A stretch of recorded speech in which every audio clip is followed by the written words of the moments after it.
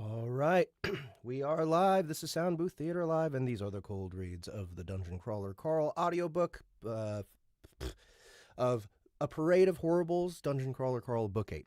There we go. Thank you guys for coming. Glad to see you all again. Let me go over to Instagram and activate that bullshit. There we go. Live. We are live on Instagram as well. Boom. All right. Got a couple people joining there already. Hope you guys are having a good day. Okay. Anyone here take melatonin? I started trying it on the Star Trek cruise because there were a couple days I was having a really hard time sleeping. So we picked up some melatonin when we were in Puerto Rico. Is these little gummies, and they're like 3 milligrams, I think. Dude, I like when I was on the cruise, it worked pretty well. I slept pretty good. Um, the weirdest dreams. That's right. I had crazy dreams last night. So I've been getting a lot of extra sleep. Trying to get well. Trying to get to a point where I you know, am less sick so that I can deliver better audio. And so I went to bed relatively early last night. Holy crap. I had the most detailed, vivid, long dream last night that was just batshit insane. It was pretty cool. It was pretty cool. It's been a long time since I've had a dream that crazy. But yeah, I'm still like glowing from it. I'm still reliving it in my head. But maybe that'll be good fuel for me to get started here. Real quick before we get started, just want to remind everybody to go pick up the Dungeon Crawler Carl Audio Immersion Tunnel on Soundbooth.app. Oh, you know what? I need to send. Crap. It was a good dream. I don't know if it was a good dream or a nightmare. I can't tell because it was very emotional. And I guess it could be considered scary to some people. I don't know. Um, yeah, I don't know. I can't say whether it was a nightmare or not. It was stressful, but I wasn't like in fear or whatever. And it was strange. Anyway, yeah, the Dungeon Crawler Crawl Audio Immersion Tunnel, Soundbooth.app. It is Dungeon Crawler Crawl redone with the full cast sound effects and music. I play all the most important characters still, but the rest of the Soundbooth Theater cast came in to do everybody else to make it just that much more alive, that much more interesting and immersive. So season 2 is out right now. It just episode 6 of season 2 just released on Tuesday. Episode 7, the last episode of season 2, is releasing next Tuesday, and then the Tuesday after that is season 3, episode 1, which will be free, and then we have a month break before we finish off season 3. So thank you guys again for coming. I hope you guys like the Audio Immersion Tunnel and you pick it up and give it a shot. Let's add Ableton. Boom. Okay. Here goes. And you know what? I should probably email Esther from Audible.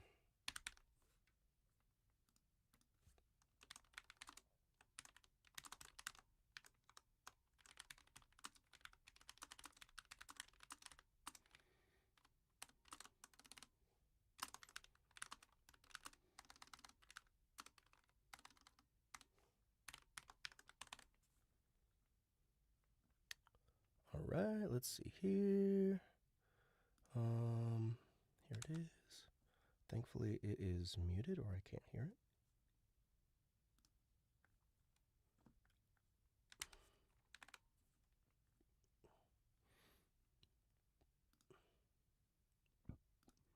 All right, here goes. Foot soldier? Who's foot soldier? That's funny. Oh, interesting how they do it in the vertical. I'm like at the bottom and the Ableton's at the top. I wonder why they do it that way. All right. So we're on to chapter 6. We just, Carl and Donut just came in second to last or third to last in the first heat.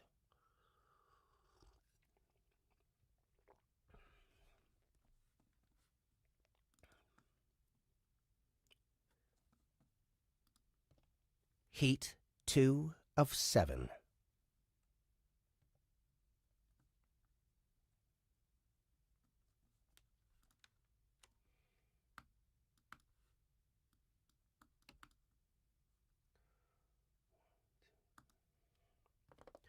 Chapter 6.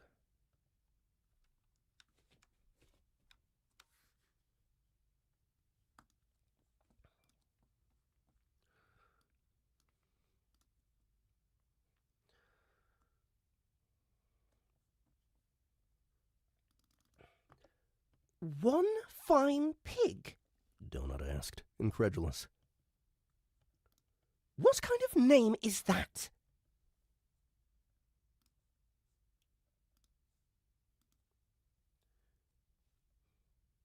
Also, we didn't get to name our own team. The Royal Course is a fine name for our...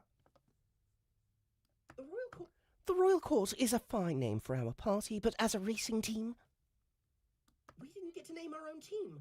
The Royal Course is a fine... Our own team. The Royal Course is a fine name for our party, but as a racing team... Gah! Gah! Gah! I'm in the middle of a thunderstorm, by the way, so I may have to do a lot of retaking because of it. The thunderstorm was so bad last night that, well, I guess it wouldn't need to be that bad for this to happen, but we have a second dog. She's a rescue. She's traumatized by absolutely everything, and about 3 or 4 o'clock in the morning, she jumped on my head and was trying to bury herself under my pillows. It was very annoying. It woke me up.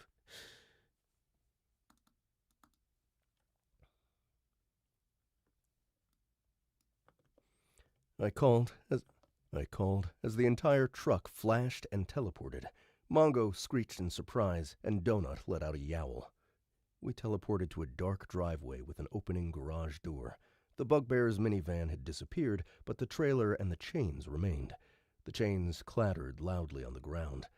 I pulled us into the cavernous garage, pulling forward far enough to get the trailer inside. I pulled us into the cavernous garage, pulling forward far enough to get the trailer inside. Did you hear that? Did you hear that? Donut asked as I put the truck into park. Donut asked as I put the truck into park. Donut asked as I put the truck into park.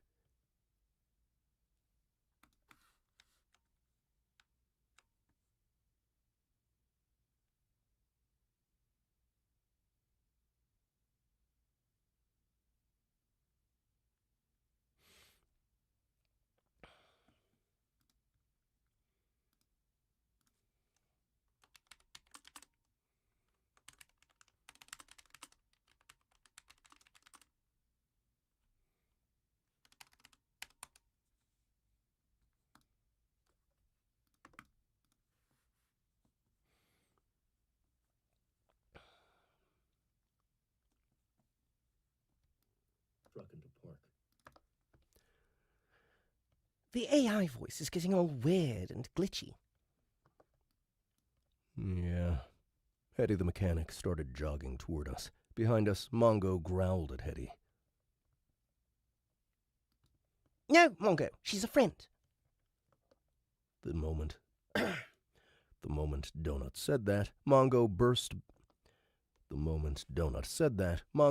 out the back of the truck, causing the doors to fly open. He jumped off the trailer and started bouncing all around the small mechanic, who fell on her ass. The GPS unit beeped, and the female voice spoke.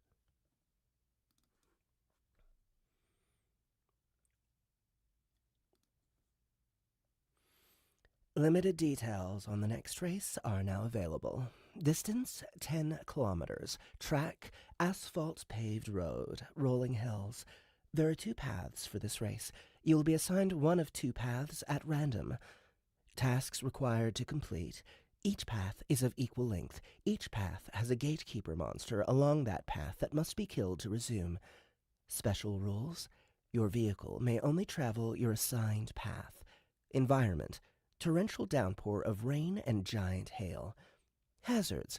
Well, we have the hail and the gatekeeper monster, whatever that might be, but I'd suggest that our... Gatekeeper monster, whatever that might be, but I'd suggest that our biggest hazard is the fact that this bucket has to be driven by a fucking cat this time. Time limit, 3 hours.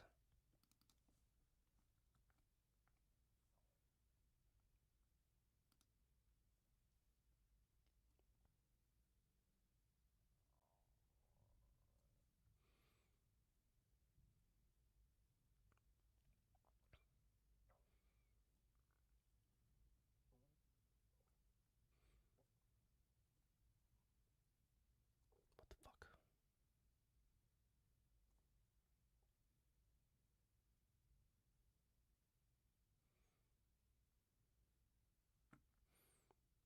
Okay.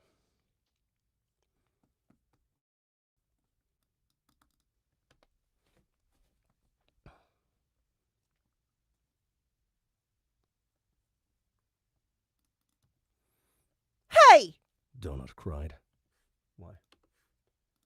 Hey! Hey! Carl, why is the GPS thing a jerk? But she is right. How the heck am I supposed to drive this thing?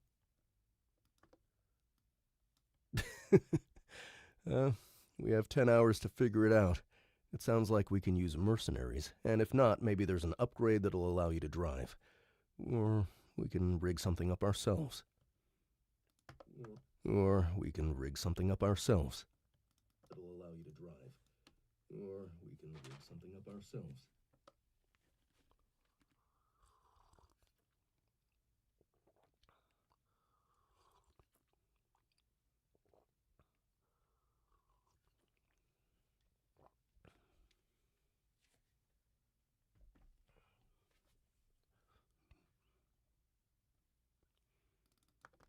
I read the rules for Heat 2 again. The time limit. I read the rules for Heat 2 again. The time limit is halved, but the distance is way shorter.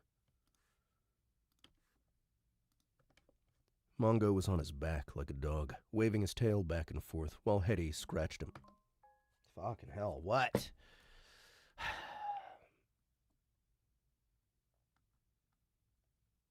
I'm getting notifications that aren't showing up.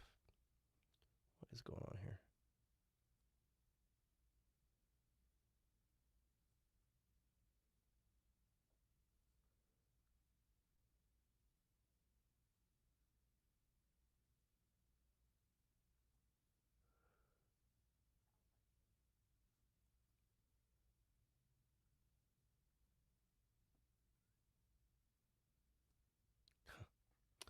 Okay. I need to turn off my notifications.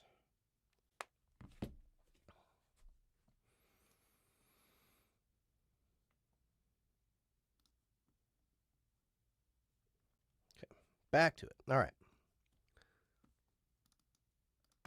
Mongo was on his back like a dog, waving his tail back and forth, while Hetty scratched him under his wings.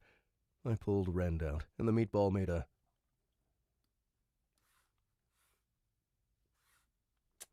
let's see, we're just going to do 2 for him, right?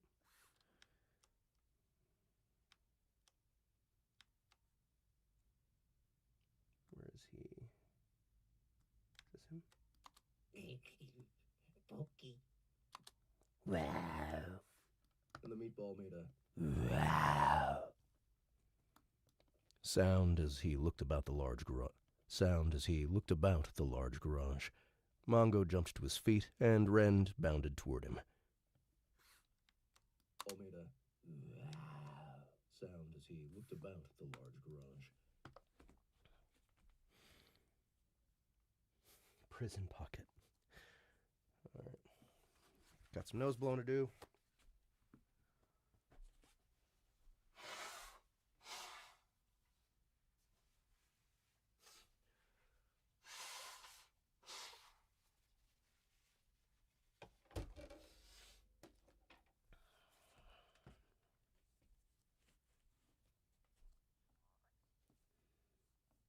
Feet and Rend bounded toward him. Hetty stood and tapped the trailer.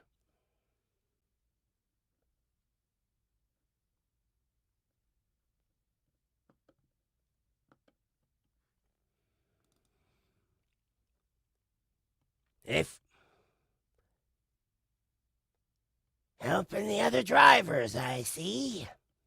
Helping the other drivers, I see. She said. Almost pulled the whole back bumper off. She did not sound like she approved. If we didn't, then there would have been 2 teams that didn't finish. I'm trying to avoid that if possible. She grunted and examined the truck. How'd she drive? Kinda slow, but faster than I was expecting. We'll need to remove all the kitchen gear in the back. And for God's sake, we gotta take that gun off the roof. It blocks my view. She nodded. We got some guidelines about what we can and can't change from the original design, but the rules is clear as a troll's ballsack. Won't know till we try. Basically, at the end of the race, the truck gets regenerated back to its form at the beginning of the race. First, we gotta pick your upgrade. I want to make sure my Hetty sounds right. Truth, jackass party. A mechanical vehicle won't ever trust you die, just like wall-driven races will all be paved. Yep.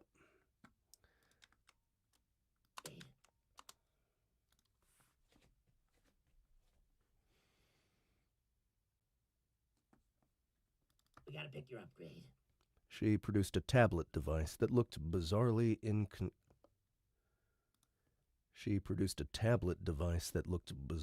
incongruous in her hands.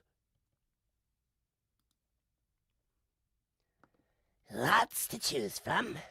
Next time, make sure you comes in first place so we get better choices. Do you know the rules about crew members and if they can drive? Otherwise, the first thing we pick needs to be something that'll allow Donut to drive. You can add up to 3 mercenaries each heat. There's a bar out there in Hungry Eyes where you can hire 'em.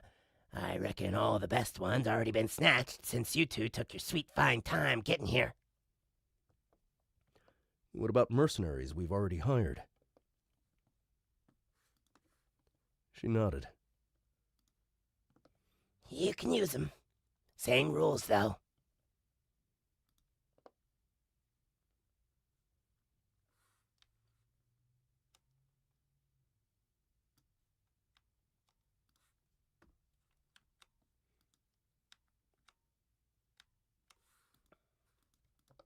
She nodded. You can use 'em. Donut. We will not be bringing Samantha with us for any race. She has the attention span of a Cornish Rex. She will get us killed.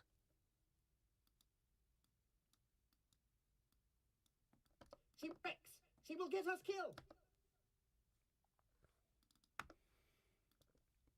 Carl. Yeah, no arguments there. Hetty continued. I'd still design a backup driving system for Princess Donut here. Even if you got the full crew, you'll always want one of you available. Even if you got the full crew, you'll always want one of you available to drive in case something happens. Best if it's something removable that you bring with you. I'm sure there might be something in the upgrades list, but it'd be a waste of time if we can jig up something on our own. I nodded. I was already thinking of things I could build on the engineering table. Katya could... I paused, and a wave of sadness washed over me. She's okay. She's out of the dungeon. She's probably more safe than we are. I took a breath.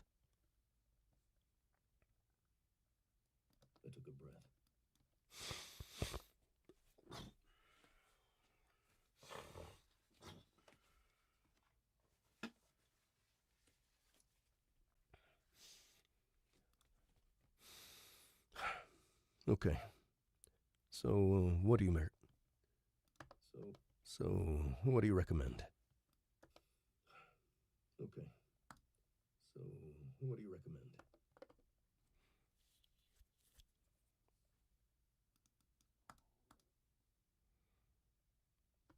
She pulled up the tablet and pressed it.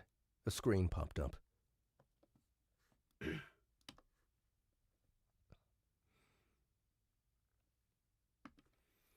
First three races we got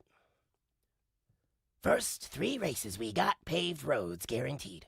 First 3 races we got paved roads guaranteed. But after that, we could get anything. Mechanical is always better than biological, and I wasn't lying about that when you picked me. But the big advantage the beastie's got is maneuverability.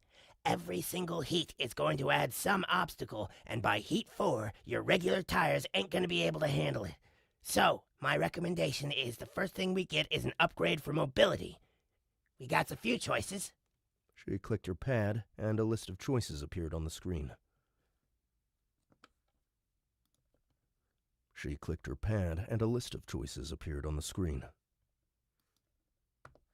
My goodness, Donut said, peering at the images. The first showed the truck with spider legs and the caption, "Retractable legs." The next had no wheels at all, but the truck hovered right off the ground like something out of Star Wars. That was called Hover Upgrade. A third choice zoomed in on the tires, showing dozens of tiny tendrils sticking out of the rubber. All-terrain tire upgrade, including vertical climb. And we can only get one of these? What if I build something like this in the engineering table? What if I build something like this on the engineering table?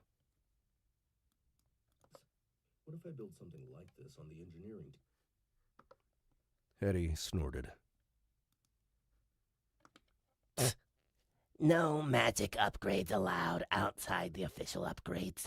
Good luck building something like that between heats. A driver system for the Princess is one thing, but something like those tires or the hover, not gonna happen. Unless you're smarter than you look. What about speed upgrades or armor? Are those available? We got hundreds of upgrades, but these are my recommendations. Spider legs are my best pick.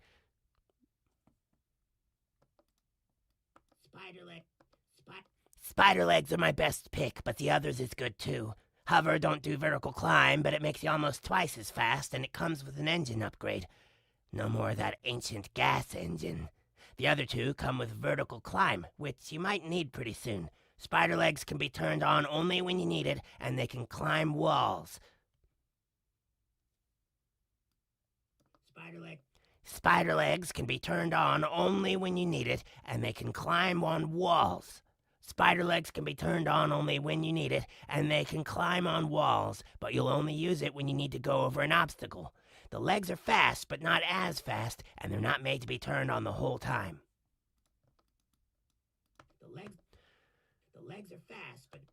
The legs are fast, but not as fast, and they're not made to be turned on the whole time. The tire upgrade is good because it'll keep you from slipping and sliding, and it'll always be active. The tire upgrade is good.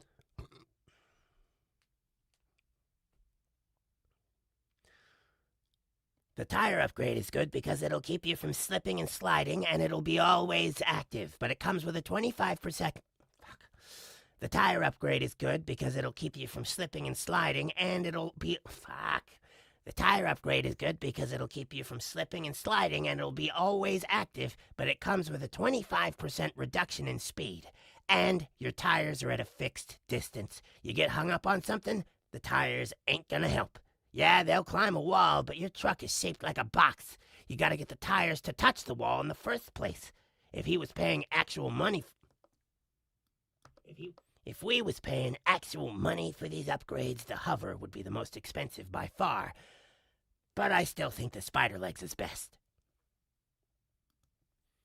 I said, thinking. Can I look at some of the other choices? Knock yourself batty, She said, handing me the tablet. Remember, if you don't survive, I don't survive, so I ain't gonna steer you wrong.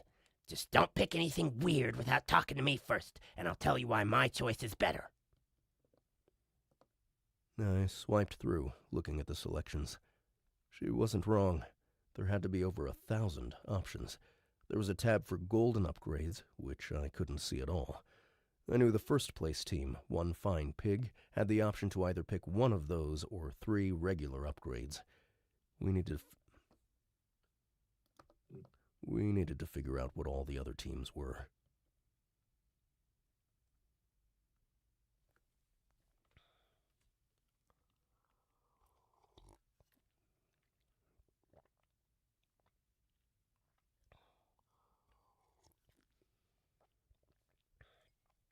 What does Sin need?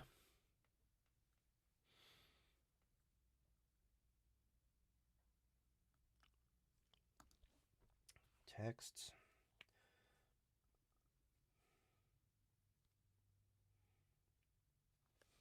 I got him earlier. I responded. I gave you the damn thumbs up. All the other teams were.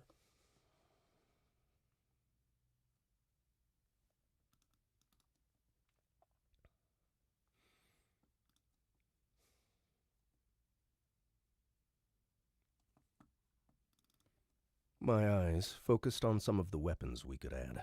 There was a rolling barrel of spikes, like the goblin murder dozer from the very first floor. My eyes focused on some of the weapons we could add. There was a rolling barrel of spikes, like the goblin murder dozer from the very first floor, a flamethrower, an EMP-like pulse that disabled other drivers and mounts, a device that would plant a literal brick wall on the road behind you. I felt a chill. We could probably avoid killing other teams if we really worked on it, but keeping them from killing each other? It was going to be impossible. This was going to be the worst. This was going to be worse than the card battles. This was going to be worse than the card battles on the 8th floor. We'd weeded out most of the assholes by now, but would that matter? What would happen if we ended up in a race versus Imani and Ellie? I didn't even want to think about it, but we had to prepare ourselves for it. Zhang and Lina had killed most of the other teams already. Crawler versus crawler races were inevitable. It was going to get ugly. I handed the tablet back to her. Pick the spider legs. Pick the spider legs. Pick the spider legs. The gremlin grinned up at me.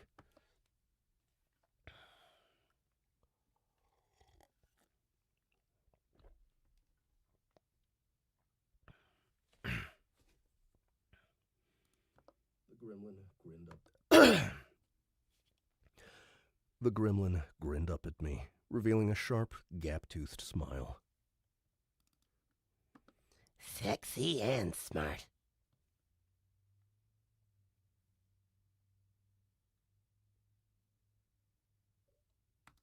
She said. She slapped my butt with the tablet.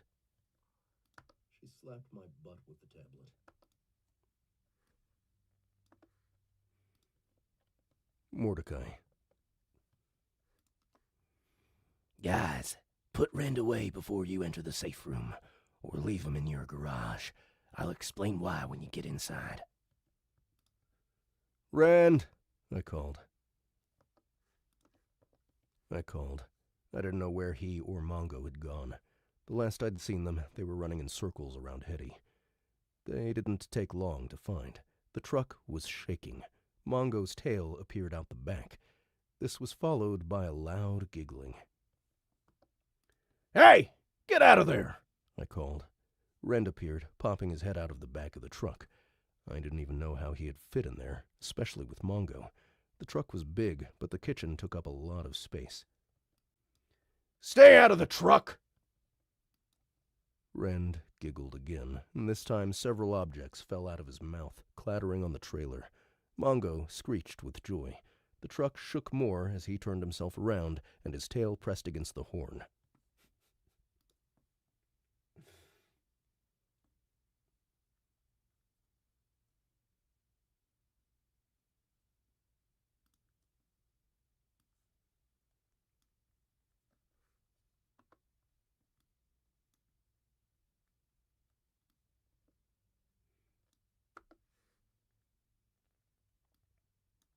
Pressed against the horn. Make way for the big shot!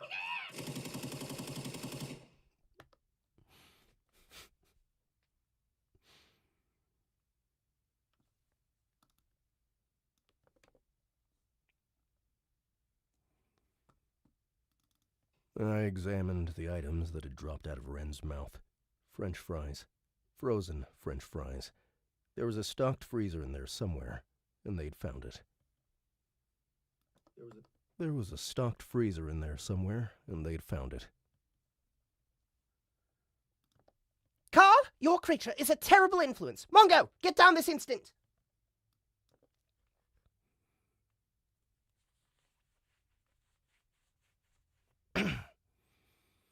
Both Mongo and Rend tumbled out of the back of the truck.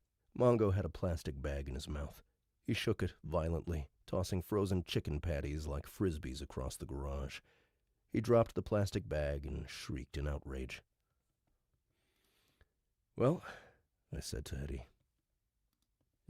Hetty. "Meet your 2 bodyguards."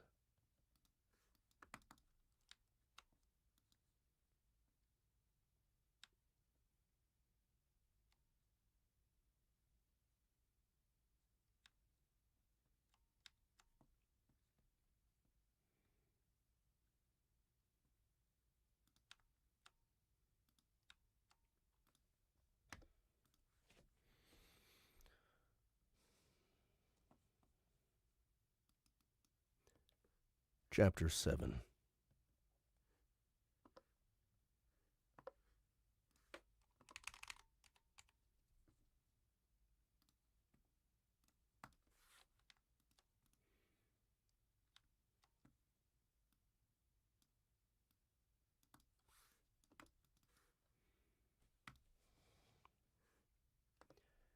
Entering your safe room. Entering your safe room. Warning! Blood bar is now in effect. You start with a full bar, but you are now on a timer. You may only spend 10 hours in the safe room. You may refill the blood bar by killing things.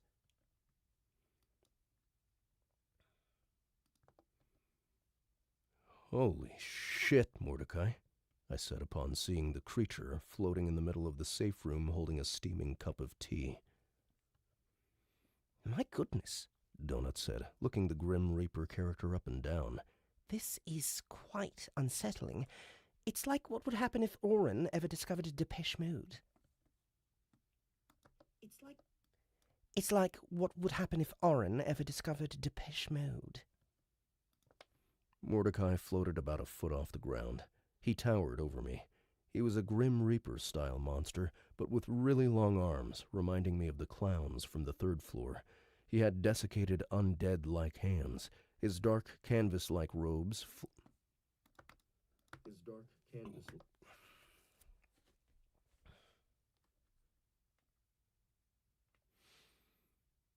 His dark canvas-like robes floated lazily in the air. Like Orin, his black hood covered his head, and I couldn't see anything inside except the occasional hint of a reflection.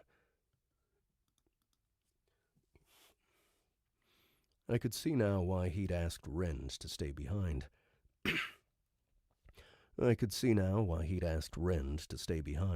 One of Ren's weaknesses was something called Reaper gaze. I examined him.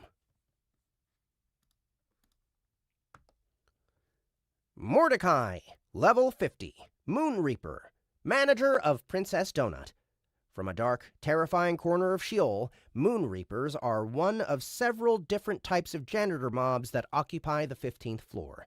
They sometimes break free and wander other floors, devouring everything in their path and causing absolute chaos wherever they go. While they have a corporeal form, they are basically spirit creatures. Even the Princess of Hell fear... Princes. Even the Princes of Hell fear these strange, solitary beings. Don't remove their hoods. Don't provoke them. They are not hostile unless attacked. Their gaze attack can come in many forms. That includes inflicting the dreaded jaunt sickness, one of the most insidious attacks in Dungeon Crawler world. It is a condition where the inflicted is trapped in time. They have their full faculties, but they perceive each second as if it is the length of 30 years.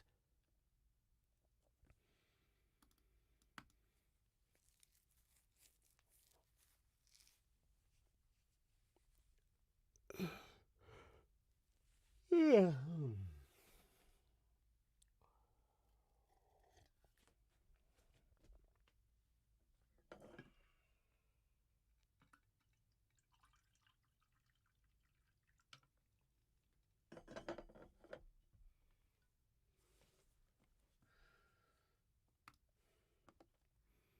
I'm actually not a Moon Reaper, but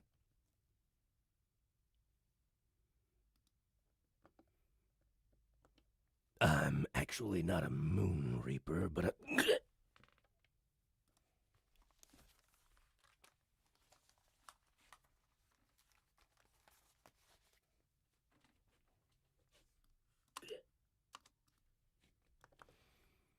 Before he finished, he thrust forward, causing me to jump. Before he finished, he thrust forward, causing me to jump. His black hood fell back, revealing not a skull, but an enormous eyeball. A flaming eyeball. His cup of tea fell and shattered.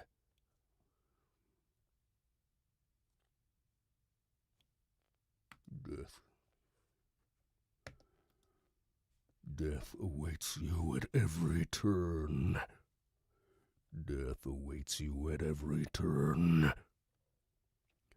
Death awaits you at every turn.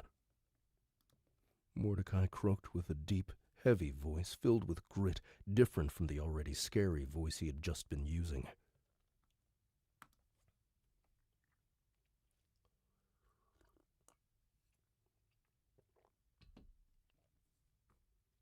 Let's try again.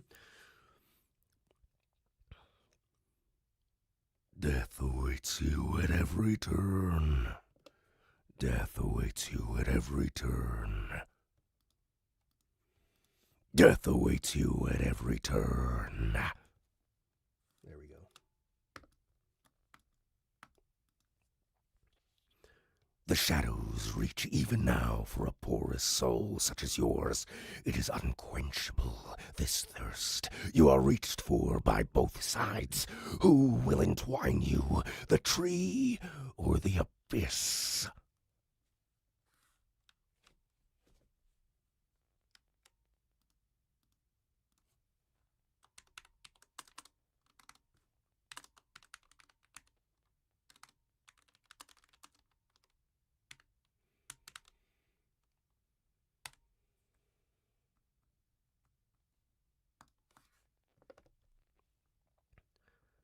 What the shit?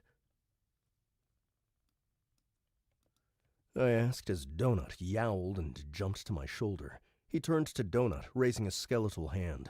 I took a step back, but my back hit the door. And you. The edges are more clear, yet still uncertain. A sacrifice might save you in the end. It might. It will be the darkest decision ever made. How many lives? How many souls? The veil is made of gossamer, and when it is done, their gaze, their rage will be eternal.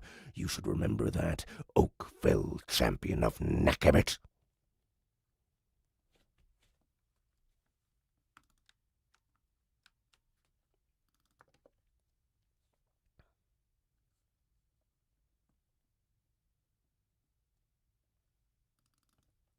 I'm sorry, but I really need to wee right now, and I would much rather do it in the powder room than upon Carl's shoulder, so can you please go back to normal?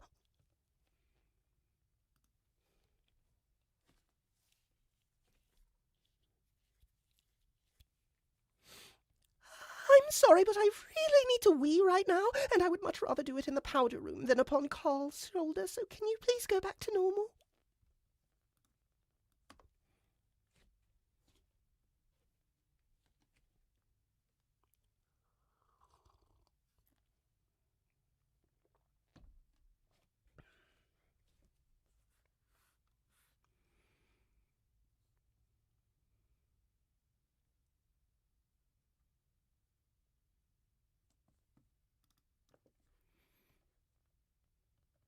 Mordecai coughed.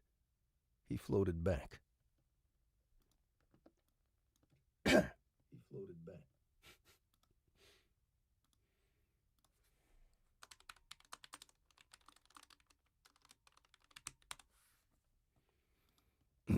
Oh, damn. Did I drop my tea again? Sorry about that.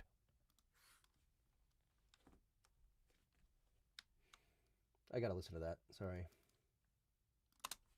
I'm actually not a moon reaper, but Before he finished, he thrust forward, causing me to jump. His black hood fell back, revealing not a skull, but an enormous eyeball. A flaming eyeball. His cup of tea fell and shattered. Death awaits you at every turn. Mordecai croaked with a deep, heavy voice filled with grit, different from the already scary voice he had just been using. The shadows reach even now for a porous soul such as yours. It is unquenchable, this thirst. You are reached for by both sides. Who will entwine you, the tree or the abyss? What the shit? I asked as Donut yowled and jumped to my shoulder. He turned to Donut, raising a skeletal hand. I took a step back, but my back hit the door. And you. The edges are more clear, yet still uncertain. A sacrifice might save you in the end. It might. It will be the darkest decision ever made. How many lives? How many souls? The veil is made of gossamer, and when it is done, their gaze, their rage will be eternal. You should remember that, Oakville champion of Nakabit. I'm sorry, but I really need to wee right now, and I would much rather do it in the powder room than upon Carl's shoulder, so can you please go back to normal? Mordecai coughed. He floated back. Oh, damn. Did I drop my tea again? Sorry about that.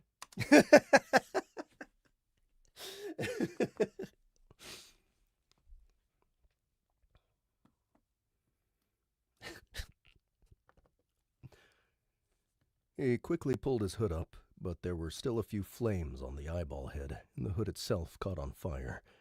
He reached up and casually patted the fire out. Mordecai, what the hell was that? Mordecai fuzzed and reappeared. He flashed and became the Canadian version of himself from the previous floor just for a second. He appeared like that as he floated a good 2 feet off the floor, and he let out a yelp. He glitched again on the way down, and when he hit the floor, he turned into a scraggly black and white cat, which caused Donut to hiss. He hissed back at her, but his mouth...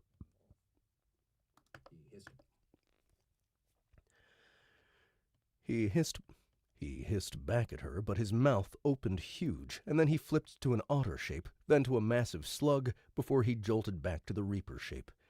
He fuzzed for a second, but settled on the Reaper. Gods damn this form. It's not natural. It's an impossible combo, and that's why it's glitching.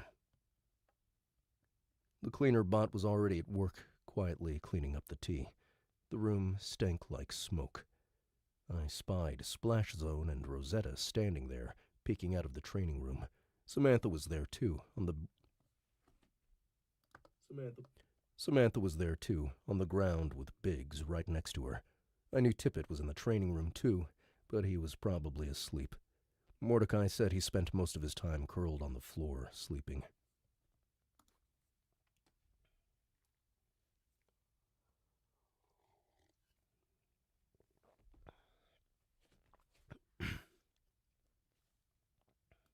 Mordecai said he spent most of his time curled on the floor, sleeping. Mordecai said he spent most of his time curled on the floor, sleeping. Mordecai said he spent most of his time curled on the floor, sleeping. Mordecai, darling, are you aware of what just happened? Darling, are you aware of what just happened? Ah, shit. Did I do it again? I grunted. We lost you for a second. You were spouting some Nostradamus bullshit. It was like the same sort of creepy shit Robot Donut would say. Oh, damn. I'm sorry about that. That's something Moon Reapers do. It'll only happen once for each of you. It doesn't make sense. I'm not really a Moon Reaper. I'm a shadow mimic. Mimics only take on the shape of the creature. Changelings can get some of the powers, though. That's why it's glitching, I think. A shadow mimic? What the hell is that? How is that different than a regular mimic? There are 3 basic types of shapeshifters in the dungeon. Changelings, doppelgangers, and mimics. Most other shapeshifters are variations of one of those 3. Shadow mimics are generally pretty evil, highly intelligent mimics that can copy the shape of anything nearby. The thing is, shadow mimics and changelings are mortal enemies. It makes changelings violently ill just to touch one, while shadow mimics think changelings are delicious. Donut let out a harumph. I'm just going to get rid of that. Well, as long as you're doing weird...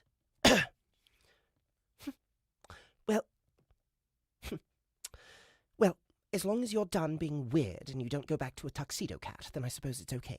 I can see you as an American shorthair, yes, but certainly not with tuxedo coloring. You don't have the audacity to... Tuxedo coloring? But certainly not with tuxedo coloring. But certainly not with tuxedo coloring. You don't have the audacity to try to pull that off.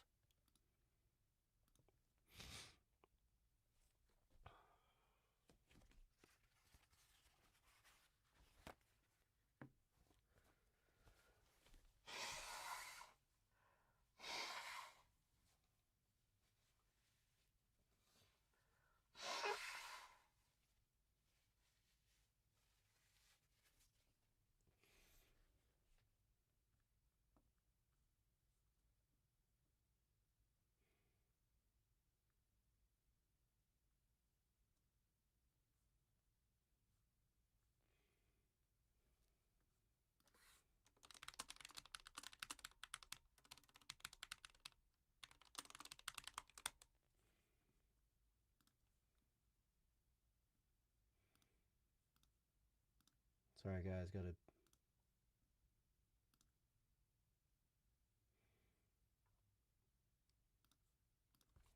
do something here.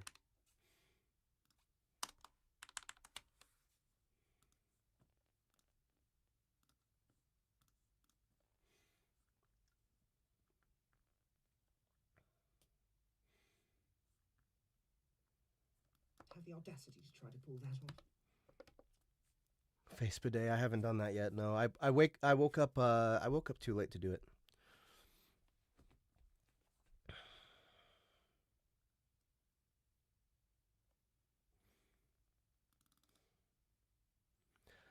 There is a neighborhood cat who is actually my neighbor's cat named Bat Cat, who is a tuxedo, and he's awesome.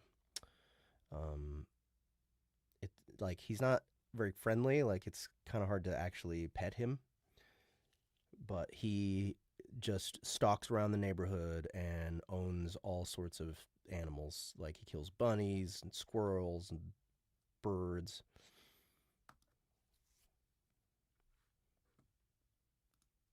Yeah. Okay. His name is Batcat. He's a tuxedo cat. And when I first got, like, I would say within the first 2 or 3 months of me being here, I visited this comic shop and I found a t-shirt with a tuxedo cat that had a Batman cowl on his head and the bat symbol on him. So I bought that for my neighbor. I couldn't believe it. I was like, how? How is this?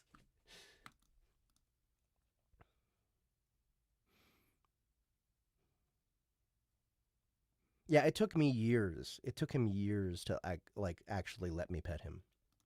You don't have the audacity to try to pull that off.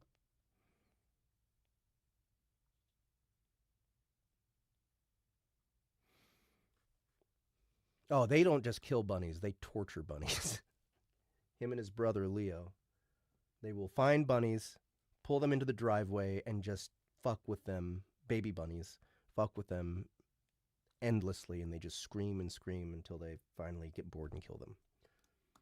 Audacity to try to pull that off.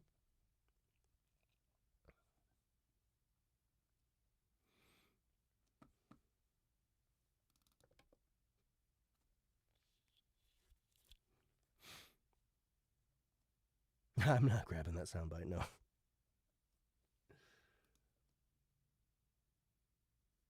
Rosetta hesitantly approached. Rosetta hesitantly approached. She was giving Mordecai a wary glance. Samantha had retreated back into the training room.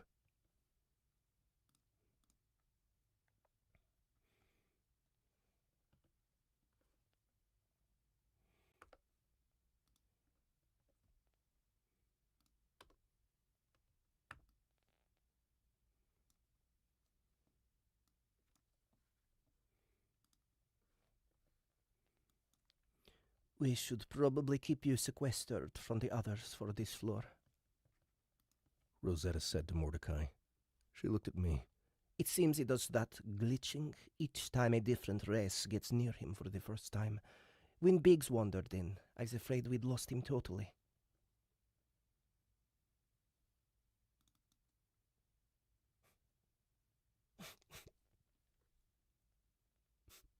Oh, shit. Okay, 1 second. Let's insert audio track.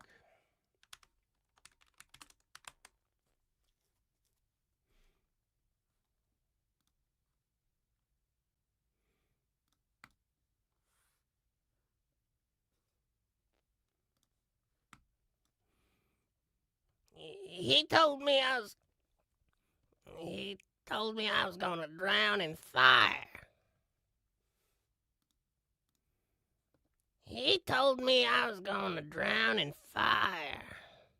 He told me I was gonna drown in fire. He told me I was gonna drown in fire.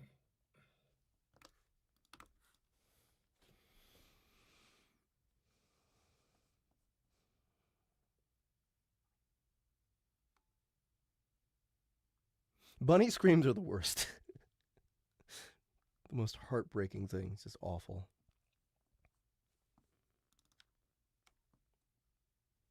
Audible, you didn't hear demonic Mordecai, did you? Gonna drown in fire.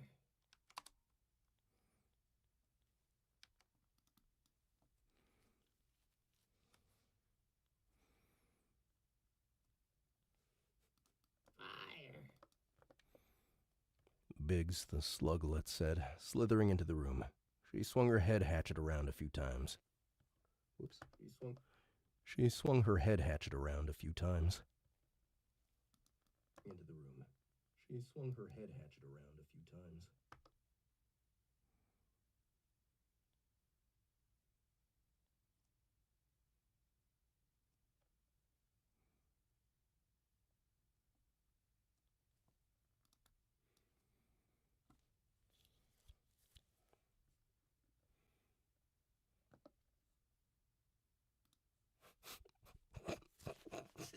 I love that I love that he spelled it this way because it's totally. If this motherfucker wasn't on the don't chop list, he'd be getting a kneecap treatment. You know, I didn't hear what he said to Samantha, but he made her cry. Let me go make sure I've got the right Biggs voice. Yo, I want to hear this too. Totally. I thought you explained it perfect.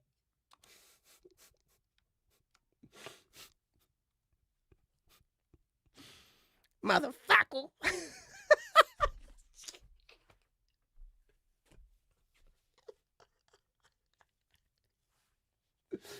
Oh shit. If this motherfucker wasn't on the don't chop list, he'd be getting a kneecap treatment. You know, I didn't hear what he said to Samantha, but he made her cry. Cry.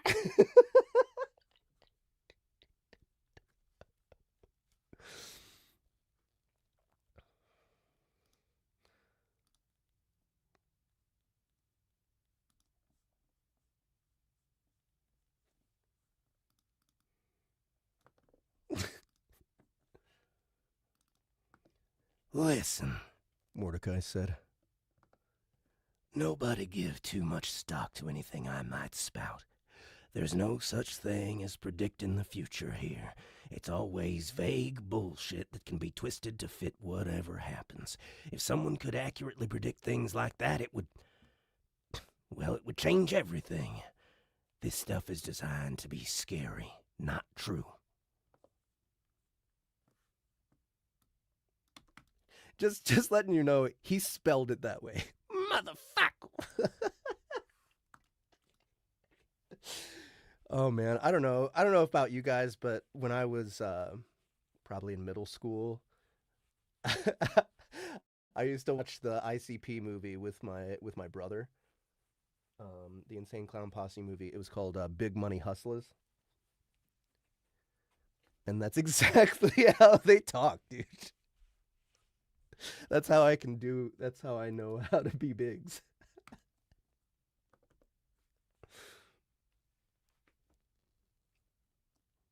The no chop list.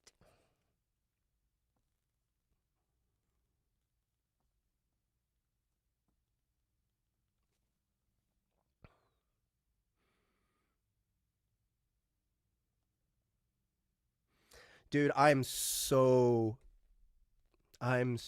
gonna get ICP for the AIT for season 6. Like that's gonna happen. Never seen it. Is it good or so bad it's great? So bad it's great. They have 2 movies. Dude, I will 100% do everything in my power to get Violent J and Shaggy to play the Sluggalos. Yeah, there is another one, Big Money Rustlers. It's designed to be scary, not true.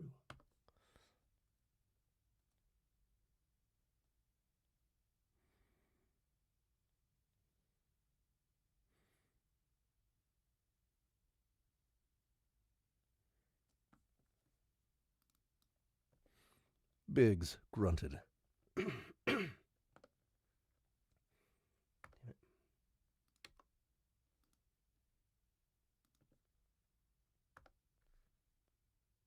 what happened? Biggs grunted.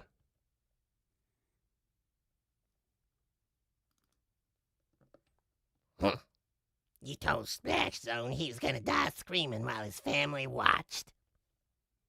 Okay, I forget what Splash Zone sounds like. Oh man, that Hot Ones was so great.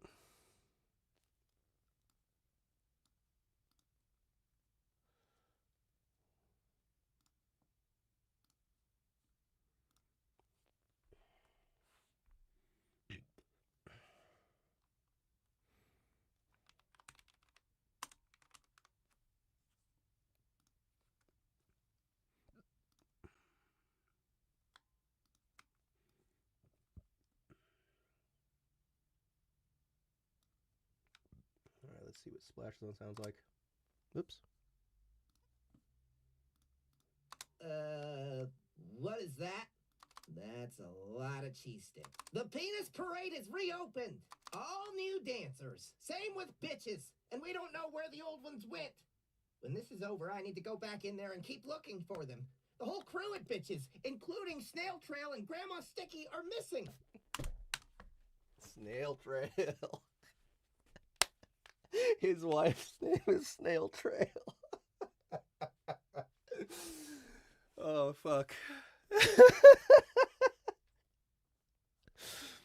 Oh my god.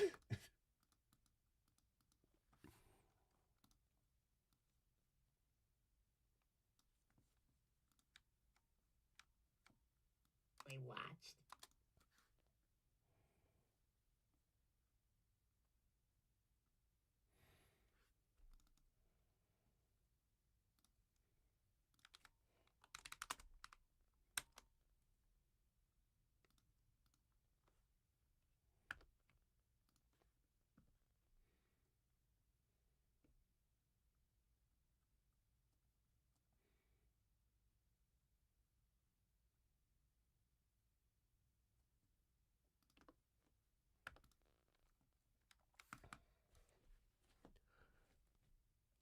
Yeah, man.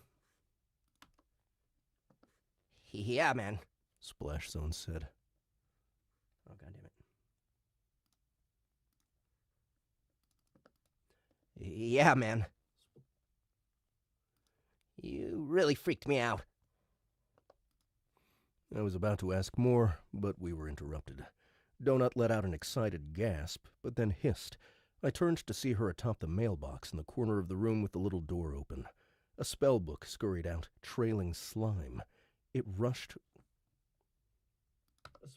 A spell book scurried out, trailing slime. It rushed across the room like an escaped rat. It scampered into the kitchen and started banging it. It scampered into the kitchen and started banging against the cabinets. Look! Look! Another hat! And there's a hat for Mongo, and one for Rend, too. Catch that book! Mordecai shouted. They can break if they injure themselves. The cleaner bot let out an angry shrill and rushed to the kitchen. It swooped down, picked up the book, brought it to me, and dropped it in my arms. Gah! I said, as the book spewed slime down the front of my shirt.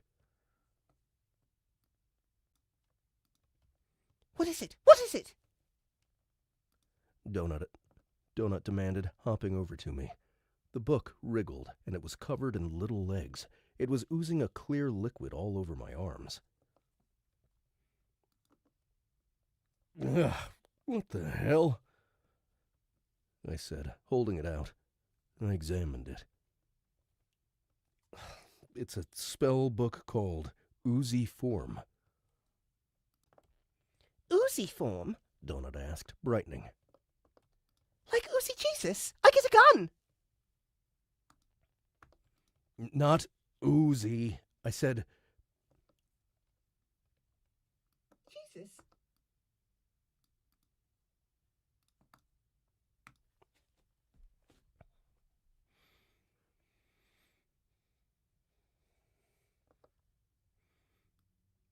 Gun. No, not oozy. Damn it. No, not oozy. Oozy, with an O, like slimy.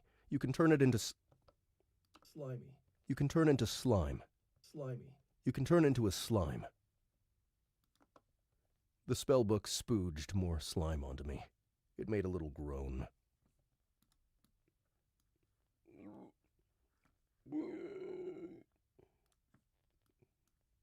Made a little groan.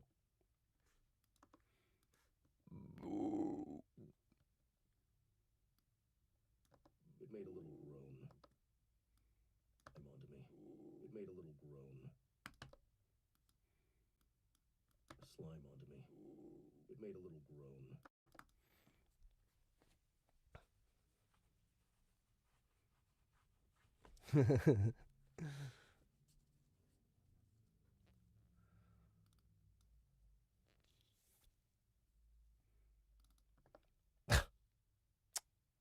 Well, that's disappointing. Why would I want to... Why would I want that? Why would I want that? Why would I want that? Well, that's disappointing. Why would I want that? It's a great spell, Mordecai said. It's a special edition, so it'll train faster, too. You can do all sorts of things with it. You can slip between cracks, turn into a puddle on the floor. It's great as a defensive and camouflage spell, but it's kind of like phase, too. Just make sure you're someplace safe when it runs out. At level 15, you can stay in the form indefinitely, but before then, be careful. That is absolutely disgusting, and I am never going to use it. I put the wriggling book on the kitchen counter.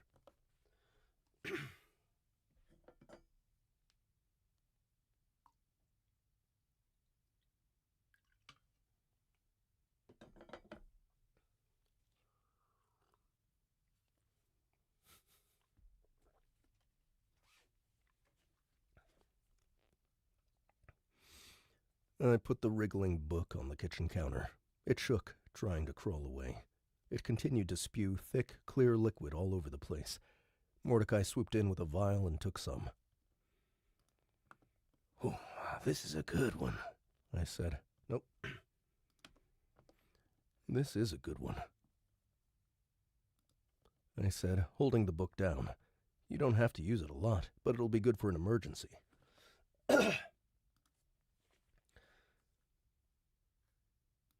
This is a good one, I said. You don't have to use it a lot, but it'll be good for an emergency. Read it before you give the cleaner bot a heart attack. Read it before you give the cleaner bot a heart attack. Read it. The cleaner bot gave a shrill beep. Donut jumped to the table and gave the ooze a suspicious sniff. My smoke form spell that comes with my Assassin of Sekhmet class is better. It's a phase-style spell. Why don't you take it?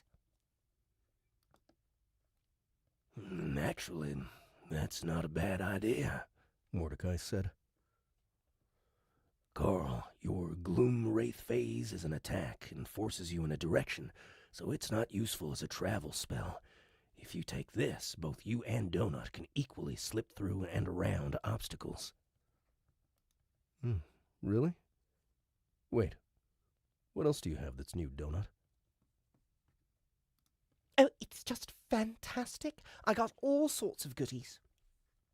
Oh, it's just fantastic. I got all sorts of goodies. It buffs all those weird create tree and summon vermin spells I got from that oak fell thing, and it also comes with that smoke form spell, and I got my first aura. It's called Healer's Grasp. If you're near me, you get healed. I don't know why an assassin might need to heal people, but that's what I got. I'm like a mini Imani. And don't forget I also have 2 celestial boxes to open, and that's before I took a... And don't forget I also have 2 celestial boxes to open, and that's before I look at some of my new achievements, so I must insist we get this moving. The book made a strange squealing noise and more goo squirted out. The book made a strange squealing noise and more goo squirted out. The cleaner bot continued to complain. The book made a strange squealing noise and more goo squirted out. The cleaner bot continued to complain. Sorry, I said. I grasped the book in both hands, and I applied it, learning oozy form.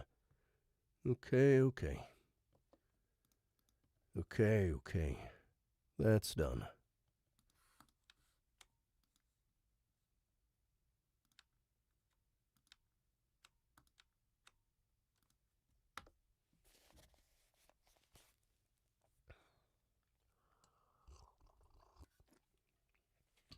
Next chapter. Matt makes loot time really fun, I have to say.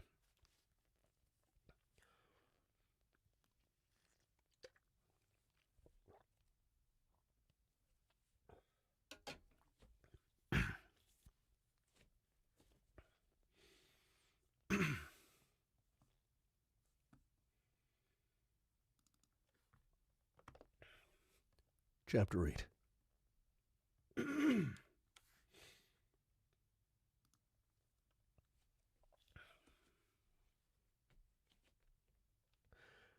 I turned to Donut.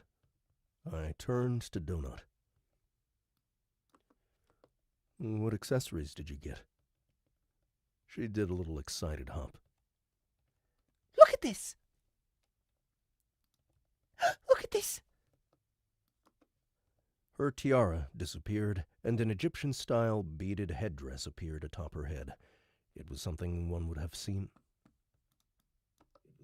It was something one would have seen on Cleopatra. Red, yellow, and orange beads cascaded down either side of her face. The colors matched her fur. Isn't it just divine? I'll drain it of its magic for my tiara, of course, but it's just as...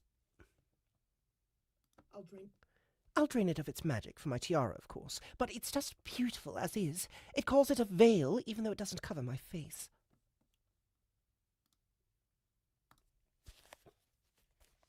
Isn't it just divine? Isn't it just divine? I'll drain it of its... Isn't it just divine? I'll drain it of its magic for my tiara, of course, but it's just beautiful as is. Fuck. Isn't it just divine? I'll drain it of its magic for my tiara, of course, but it's just beautiful as is. It calls it a veil, even though it doesn't cover my face. She pulled out a little mirror and started shaking her head back and forth. The beads clacked as she moved. Just exquisite. Enchanted hat item. The Assassin's Veil. This is a unique item. Warning! This item may only be worn by a female. Warning! This item may only be worn by a feline class species. Worn by those in the court of the goddess Sekhmet, this beaded headdress warns off strangers who might think to do harm to the bearer. Wearing this item imbues the following benefits. Plus 10% to dexterity. The precognition benefit warns wearer if someone nearby is preparing an offensive or binding spell or readying a skill. Warning! Enemies of Sekhmet will be automatically hostile to you if you wear this in their presence. It's a great item, Mordecai said. But if you transfer that over to your tiara, those conditions will also transfer over. The female and cat things aren't an issue, but the enemy of Sekhmet might be a problem because the goddess Sekhmet is most definitely going to be under Audette's thumb by now, which means all of Audette's enemies will be hostile towards you.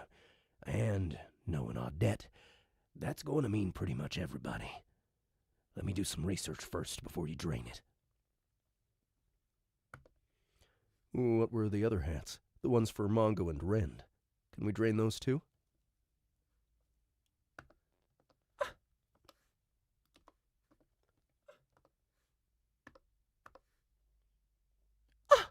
We will not...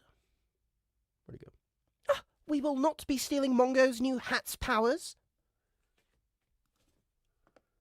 We can't anyway. Both are labeled as pet accessories. 2 more items appeared on the table. One was a fabric hat with shiny blue and gold stripes on it. It had 2 wide bands on either side that were designed to hang down, almost like large floppy ears. It was the same sort of hat a pharaoh would have worn, though it looked more like something from a cheap costume shop. It was something called a mnemis. Mnemis. Let's see what that is. Nope.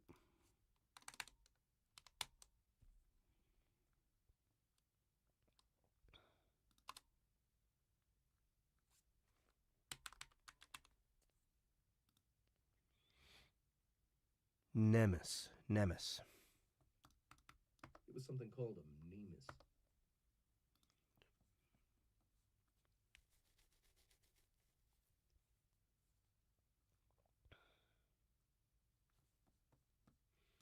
It was something called... It was something called a nemes. That was clearly meant for Mongo. The other was more a headband than a hat. It was just a red piece of fabric, Rambo style. But when you looked more closely, the rich red fabric was covered with an intricate pattern that I couldn't quite make out. I examined the items. They both did almost the same thing, with a few differences. Enchanted Hat, the Nemesis of Pestilence. This item may only be equipped by a pet. Equipping this item to an eligible pet will imbue the following properties. Eternal Protector of Rage. Pet will become temporarily invulnerable and will gain 2 times strength if it is within 3 meters of its owner and their health is below 10%. Invulnerability will last 60 seconds and can only trigger once per day. Bringer of Death. Bites from this pet have a 75% chance to inflict the cruel sepsis debuff. The thing would look absolutely ridiculous on Mongo's head, but that Eternal Protector benefit was worth it. I examined the second item.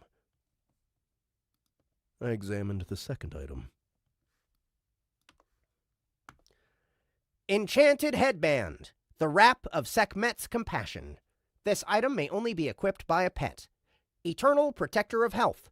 Pet will become temporarily invulnerable and will gain the Heal Party Member skill if it is within 3 meters of its owner and its owner's health is below 10%. Invulnerability will last 60 seconds and can only trigger once per day. Bringer of Resurrection. Fatal bites from this pet have a 75% chance to cast a level 10 Raise Bootlicker on the corpse.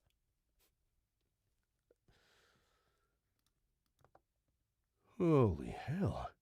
These are fantastic. How come I didn't get no hat? Biggs asked. You're not a pet. You're technically a mercenary.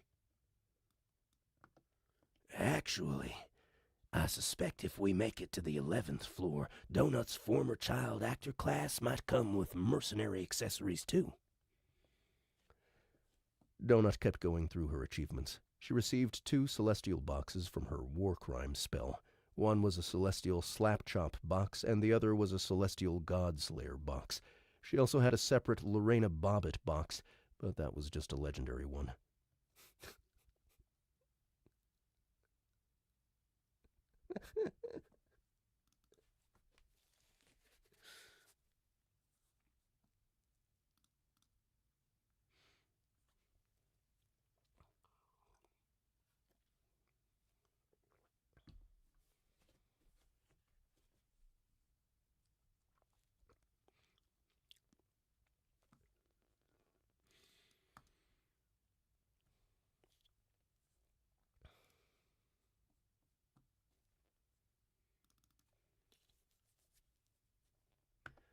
Most of my achievements were quite rude. I received several achievements for leveling up, including one for getting to 100, but it said my accomplishment was reward enough. I have 40 boxes, but almost all are just bronze adventurer boxes. I did get one more legendary box, though, for winning faction wars. That achievement was rude, too. It's called a default winner box. Open them now, and then I'll do mine. I need to work out how we're going to deal with engineering you a driving system, but we also need to conserve our blood bar time. I might drag the engineering table into the garage once we're sure we can keep the garage secure. Imani and Ellie are already out there in the town. I was putting off opening my own boxes and achievements. I didn't know if I'd get a Celestial or not, but I did know that fan box was waiting for me. I didn't know if I'd get a Celestial or not, but I did know that fan box was waiting for me, and I knew part of what was in it already. Donut already had her boxes running. It was a line of them reaching all the way to the back of the room. She was absolutely quivering with excitement. She still had the Mongo hat thing out and on the table, and I knew she just wanted to get back out into the garage to put it on him. The default winner box took on the shape of the funnel of Larocco's spinning. The legendary Bobbitt box came in the form of a giant 7-Eleven hot dog bag for some reason.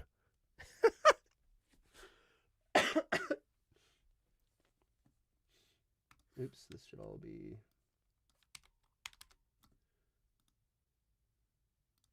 a giant 7-Eleven hot dog bag for some reason.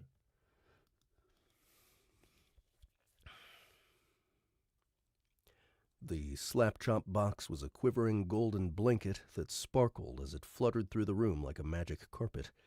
The final one, the Celestial Godslayer box, was just a cloud of black smoke.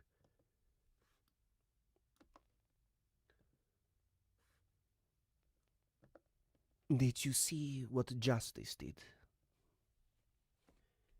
Did you see what justice did? Excuse me.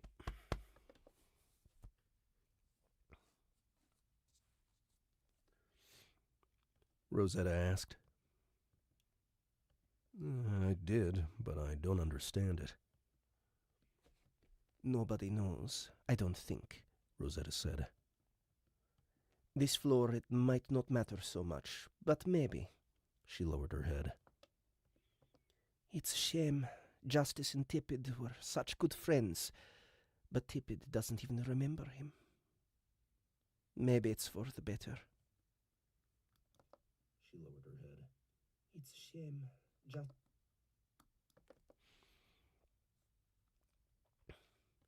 Donut continued to go through her boxes. She was mostly receiving piles of crappy clothes and different types of healing scrolls. But then she started receiving something new, a green scroll that clanked heavily to the table, as if it were made of metal. Emergency gremlin? She asked, scoffing after the new scroll appeared. The next several boxes contained only that, and suddenly she had like 20 of them. Why do I need so many emergency gremlins? It's a summoning scroll, like with Batista's toys. They can fix your vehicle if it breaks down mid-race. This kind can also fix biological mounts. Donut hissed again as more of the scrolls appeared. Finally, we got to the good stuff. Donut hissed again as more of the scrolls appeared. Finally, we got to the good stuff. Her default winner box contained a spell book that quickly disappeared. I wasn't sure what the exact achievement was for the Lorena Bobbitt box, but it clearly involved something with Midas, though she got a separate box, one for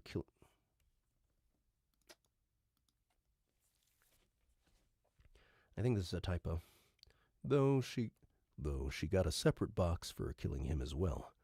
The 7-Eleven wrapper dripped imaginary blood as the magical bag peeled back to reveal a quiver with a handful of glittering crossbow bolts. They're so sparkly, Donut said. There were about 10 of them. I snatched one up before they disappeared. The celestial slap-chop box started dancing around the room as I examined the bolt. Enchanted crossbow bolt, the Danforth.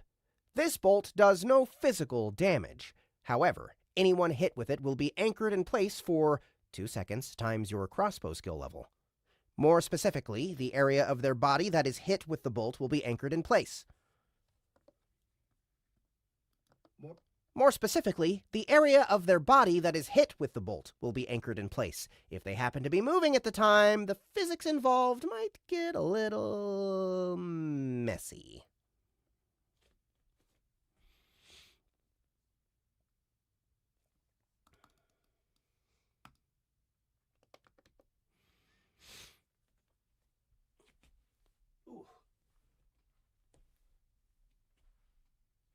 I'm not using my glutes properly to stand. Ah.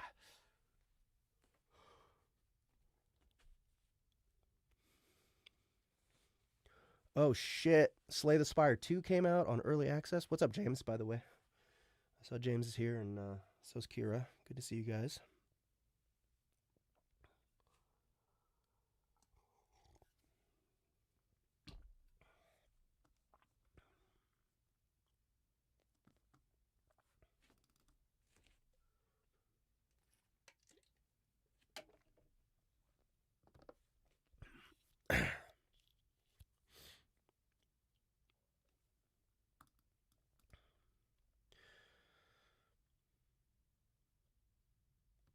Hell yeah. Donut, what's your crossbow skill?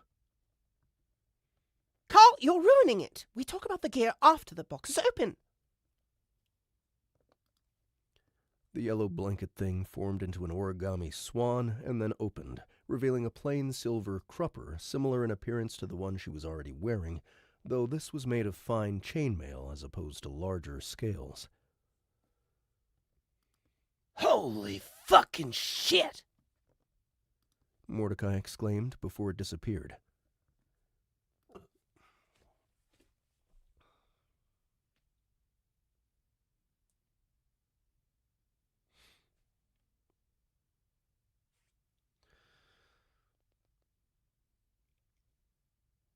What was it? I asked. The last celestial box already started to form. I didn't see the abilities yet, but it's a matching item to her champion cloak. It's called the Crupper of the Benevolent Champion. Stop talking! Champion. Stop talking! Champion. Stop! Donut called as the last item approached. This was the smoky Godslayer box. The smoke billowed, filling the room. It formed into the shape of Metis the god, just as a smoky paw slammed down upon it. The smoke turned red before dissipating.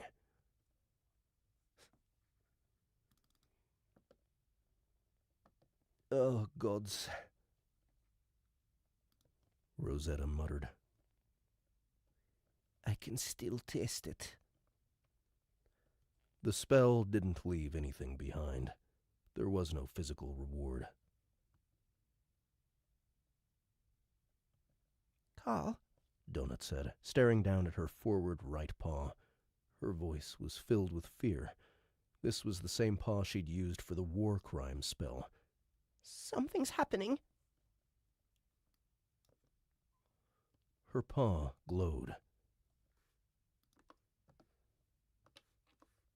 I know what this is, Mordecai said, leaning forward. Wisps of smoke occasionally rose from his hood. It'll be okay, little one. It'll be a good thing. Ow! Ow! It hurts! She stretched her paw out, and she flexed so her claws appeared. She stretched her paw out, and she flexed so her claws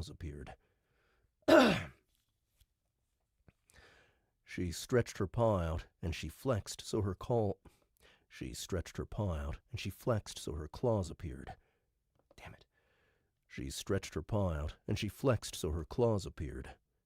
The kitchen table ripped in half.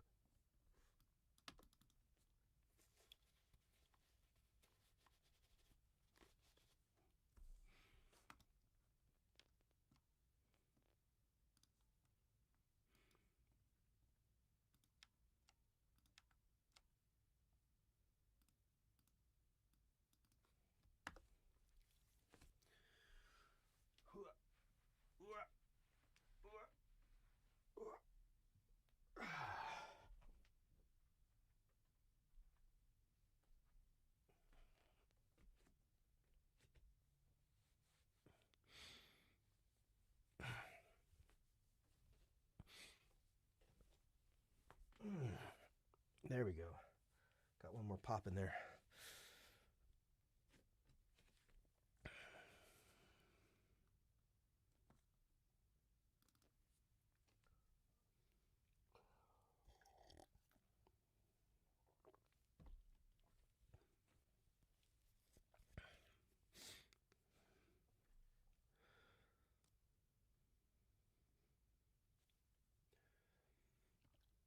Chapter 9. Donut fell hard to the floor with a yelp. She hunched like she was going to leap to my shoulder, but caught herself. She stopped on the floor and held up her right front claw in amazement. The cleaner bot let out a scream at the destruction. I hadn't realized we could even hurt the furniture inside the safe room like this. When Donut extended her claws, the 4 front claws, but not her 5th or dew claw, glowed brilliantly blue, like obnoxiously bright LED lights. When she retracted the claws, her paw continued to give off a faint glow. I don't like this, she said, waving her paw. Why can't I turn it off? Can I change the color? What is it? What happened? Her prize is a type of celestial boon. It's permanent, and it affects a part of her body. In this case, it's her claws, just on that paw. It's not a spell or a skill, not in the way you're used to. Donut, your claws are more powerful now. You've been dipped in radiant light. Donut held up her paw, refusing to put it down. It says they're so sharp they can cut through anything in the mortal realm, and I can slice ghosts too. But what about my litter box? My goodness, I don't want to cut a hole straight through it. I don't want to cut a hole straight through it. I don't want to cut a hole straight through. You'll have to practice with it. Luckily, you can retract your claws. Keep them on the inside. That's not how this works! She said, her voice going up in pitch. Why is it blue? You know how I feel about blue, Mordecai. What about Carl's shoulder? They go out on their own when I jump on stuff. What if I rip Carl in half when I jump on him? And what about the biscuits?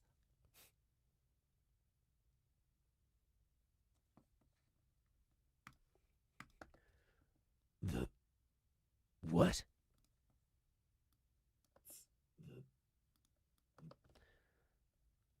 Biscuits! Mordecai, I need to make biscuits! Biscuits! What? Biscuits! Mordecai, I need to make biscuits!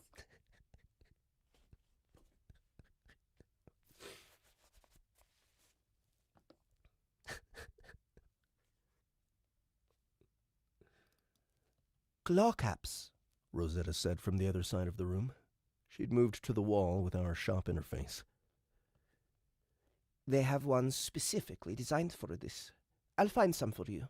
They come in different colors. Once they're installed, you can remove them at will. Claw caps.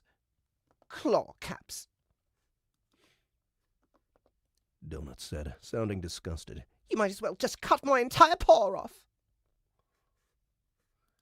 You might as well just cut my entire paw off.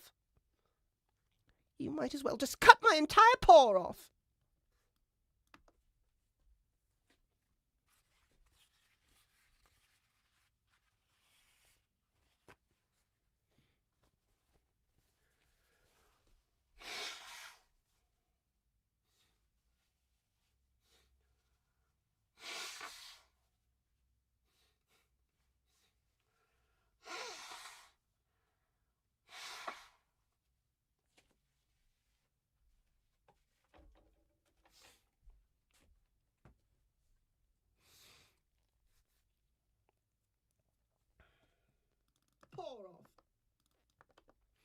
Rosetta stood at the little-used shop interface computer on the wall, searching. It's that, or you risk turning Mungo's saddle into the kitchen table here. It's that, or you risk turning Mungo's saddle into the kitchen table here. Donut let out a... If they have multiple colors, go with purple.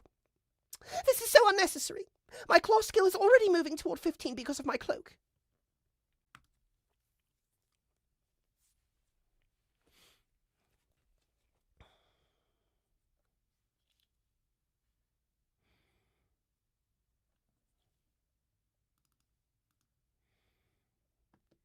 I would look at your claw skill again. My goodness. It's at level 17! 17! I thought it topped out at 15.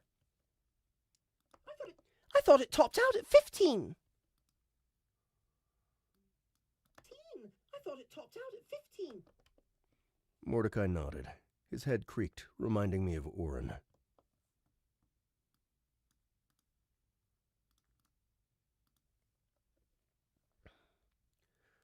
It's from the gods. It's from the gods, and when it comes to gods, all bets are off. With your buffed constitution, you've gone from a ranged powerhouse to one of the most powerful melee fighters in the game's history. Or you can use your astral paw spell to cut through almost anything. It should make the mobs on this floor pretty easy. But the game has a way of compensating for overpowered crawlers on the 10th floor and beyond. Believe me, don't get complacent. Donut continued to hold up her paw. She'd stiffened at the mention of astral paw. Blue, these stupid claw caps better mute the glow. Blue, these stupid claw caps better mute the glow. These stupid claw caps better mute the glow. They're a little translucent, so I bought the red ones, Rosetta said, putting the 4 caps on the table. I'm not sure your species can see the same color spectrum as a crest, but with that glow, it should. A cat's vision is vastly superior to the vision of any other living creature. A cat's vision is vastly Donut said, sniffing suspiciously at the little caps.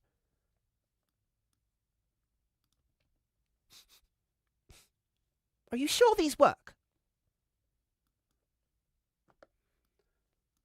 They'll work. This is what they're for. You'll be able to take them off and arm them via your inventory. Just be careful. The cap disappeared into Donut's inventory and then appeared on her claws. The blue light was now muted and purple. She gave another harumph.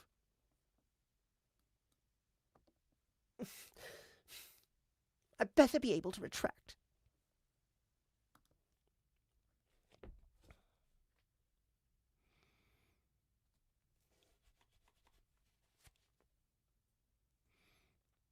She retracted her claws and hesitantly put her foot down.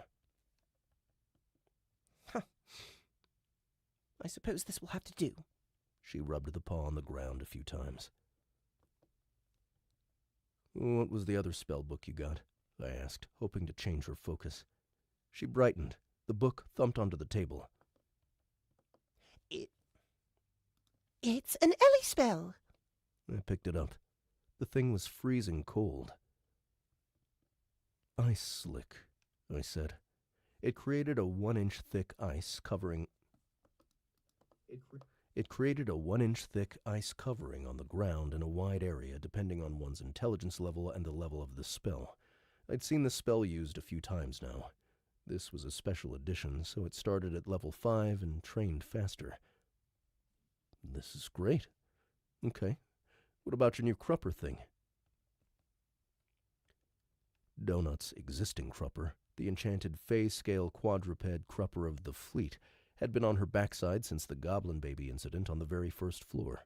In addition to the basic protection a butt covered with scale mail provided, it had given her +2 in dexterity, which was great at the time, but was laughably weak now.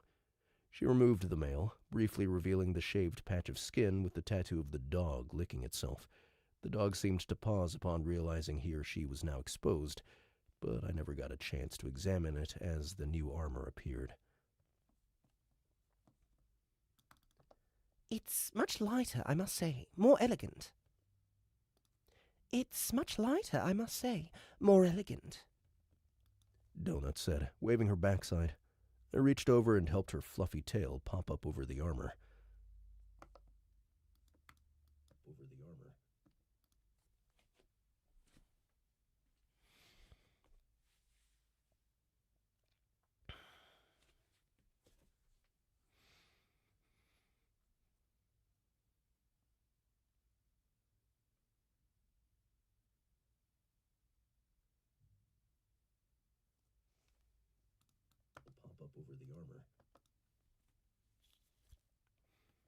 Car, I just got an achievement for wearing a matched set. It says if I can find the last piece, I get a 4th piece as a reward, and...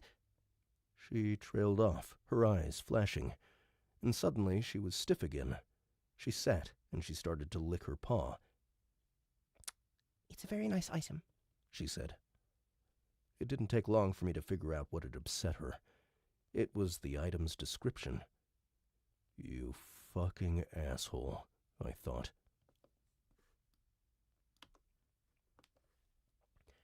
Enchanted Crupper.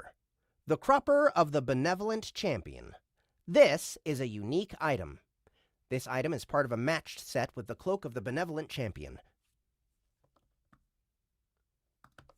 This item is part of a matched set with the Cloak of the Benevolent Champion. There are 2 more pieces to this set. Find the 3rd, and the 4th will be awarded in a box. Considering what you did to get this one, it's gotta be something really good. This item was originally awarded in a Celestial Slapchop box during the 9th floor. Let's talk about what a hero is. You, Donut, received this prize because you performed one of the most brutal kills in the history of this game. Do you know how much gore that attack generated? Do you know what happens to teeth when they're pushed through a chain? Can you believe kids watch this shit? Do you know who you killed in that attack? Fathers, mothers, children. Take, for instance, Sanderson Pinkstaff. He was an old mercenary that had worked for the Tag household for the majority of his life. He was the quartermaster aboard the Recalcitrant when the call for mercenaries to fight faction wars went out, and he was reluctantly brought to the surface to fight for the Dream. He sent every credit he earned home to help pay for the fees to keep his pack's habitat oxygenated. He also was the last surviving member of the attack. When he died and the atrocity was complete, you, Princess Donut, were called a hero by all of those who were saved. And that is something I can't stop thinking about. Has there ever been a real hero who was a hero at... Has there ever been a real hero who was a hero to all? Certainly Sanderson Pinkstaff's children won't call you one. This is where I'd usually stop thinking about this particular question, laying the blame squarely at your paws. But we all know you didn't ask to be put in that position. You did what you had to do. Your paw was forced.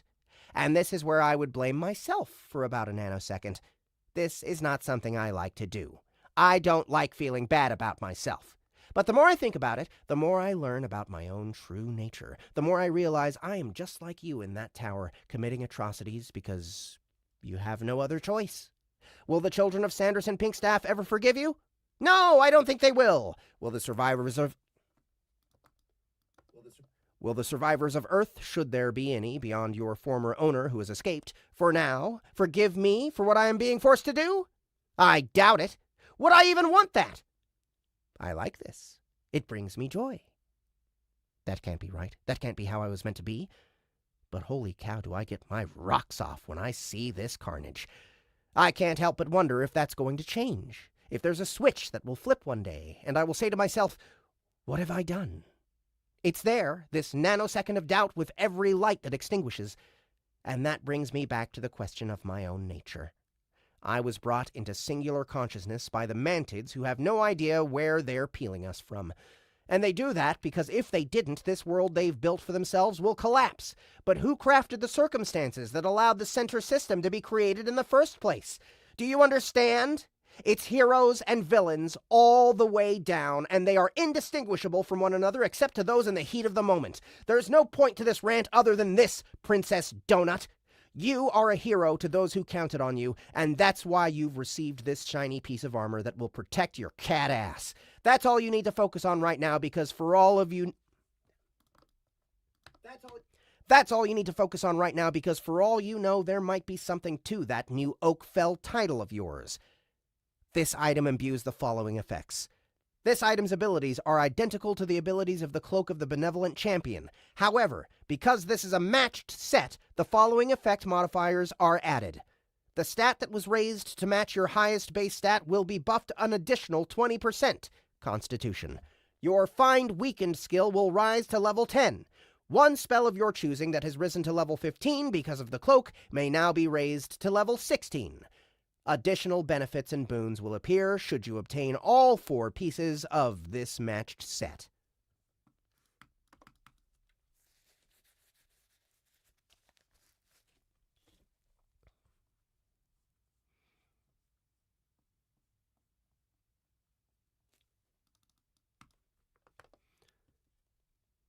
I was used to unhinged yet self-reflective rants like this in my own descriptions.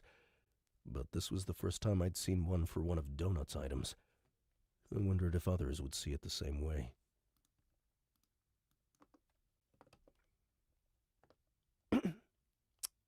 What spell should I raise to 16? Donut asked, her voice still subdued. She didn't mention the particularly long description. The ones that got raised before are Wall of Fire, Heel Critter, Bad Attitude, and Puddle Jumper. The ones that got raised before are Wall of Fire. The ones that got raised before are Wall of Fire, Heel Critter, Bad Attitude, and Puddle Jumper. It's making me choose right now.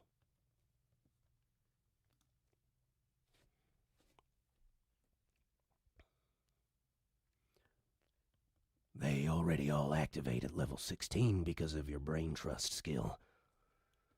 They already all activate at level 16 because of your brain trust skill, Mordecai said, sounding odd. All of them except Heel Critter are a good choice to burn down a small city. Puddle Jumper at level 17? I don't know, Donut. I don't even know what level 16 of that spell can do. That's what I picked, she said after a moment. She was still rubbing her paw on the ground. Puddle Jumper. It's now officially level 16. Okay, little one, Mordecai said. He turned to me. We have a lot to do. Carl, it's your turn.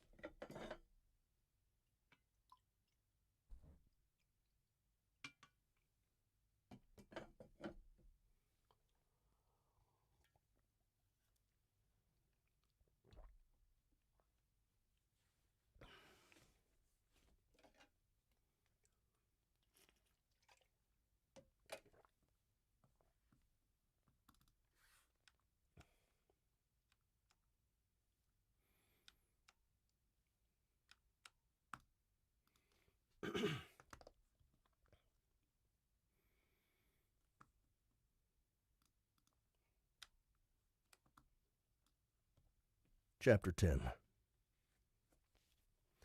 I had dozens of achievements and boxes to go over, most of them from the action at the very end of the previous floor.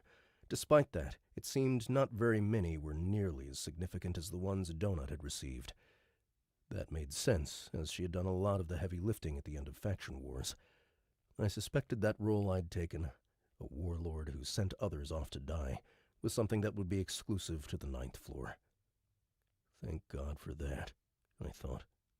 While all that was happening, the cleaner bot started zapping large chunks of the broken kitchen table away, something I'd never seen it do before. It was like a disintegration ray, and it was a little terrifying to see in action.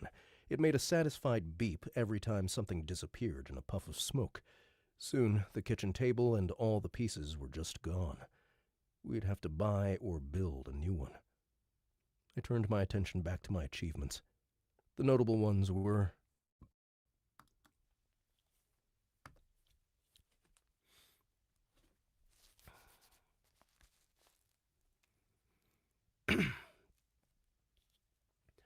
New achievement! Bombs away! You dropped a metric fuck ton of bombs from your own inventory while you were floating in midair. There's this phrase that goes something like, I dropped everything to come help you. For you, this was quite literal. It's always fun when we truly discover what someone's weakness is. I mean, this has been evident for quite some time, but it's really nice to have confirmation. You know what I'm saying? You were a cat's whisker away from ruining everything with that attack. You didn't even aim that shit. Reward? You've received a gold payload box.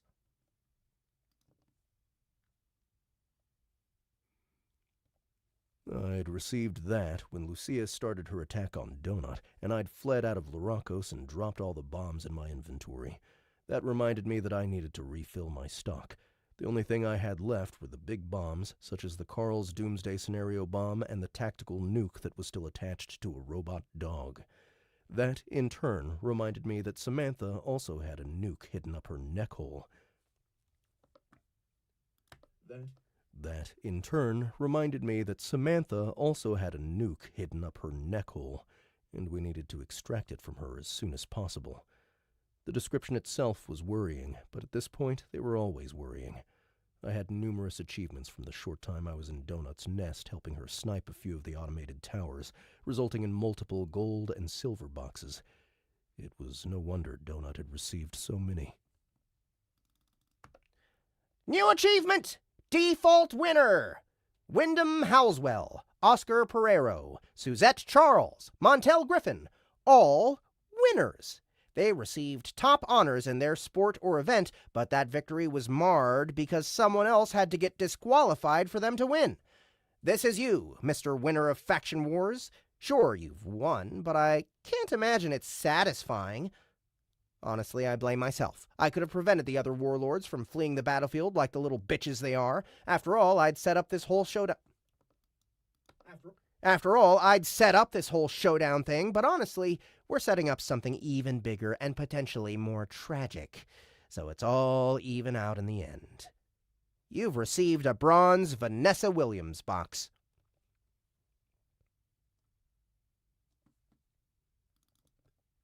That one made me think of Juicebox, and I wondered if she was doing okay, wherever she was.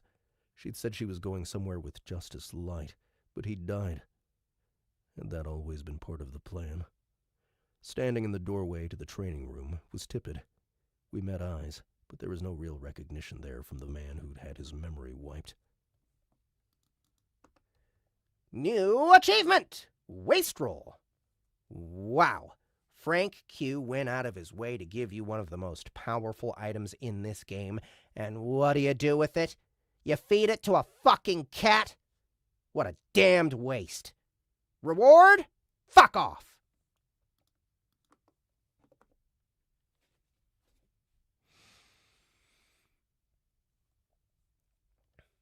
That was for giving Donut the Ring of Divine Suffering to eat. Yeah, fuck you too, I thought. As angry as that last one was, this next one was ridiculously sad, like the AI was on the verge of crying. New achievement. Come to Daddy. You were offered an exit deal. You rejected it. You like me. You didn't leave me the first chance you got. You're not like that ungrateful wannabe assholes who are running away from the playground just because they can. Well, good riddance, I say. But not you. Not good old Carl. Good. Good boy. Reward? You've received a bronze Daddy's Little Secret box.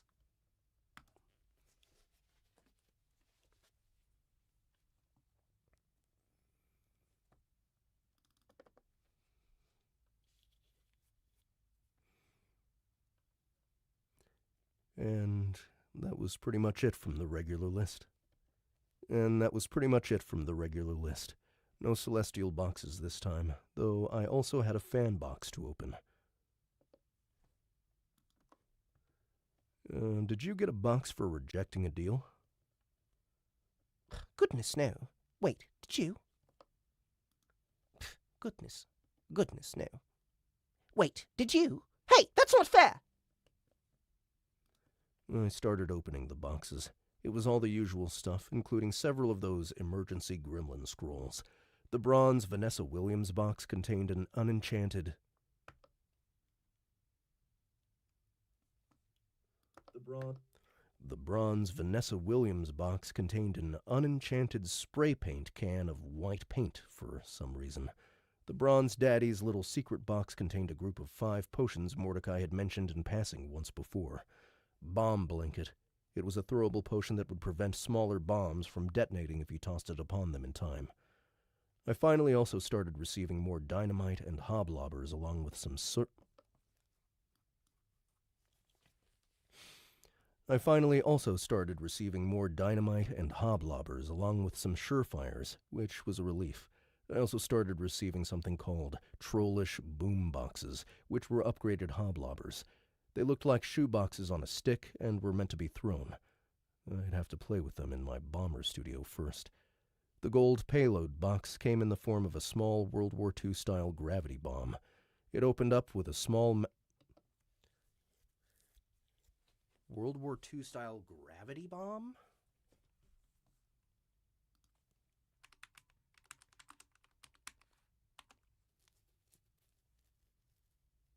Okay.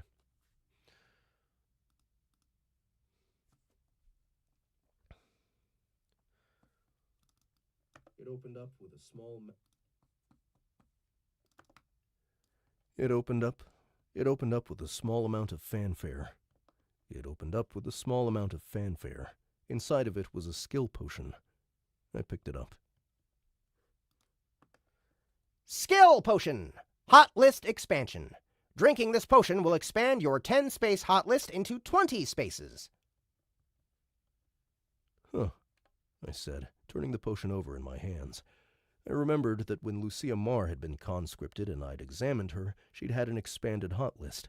This was something cool, but again, it wasn't anything earth-shattering. I received one more item of note. It came in a gold adventurer box. I said, quickly examining the pink backpack thing.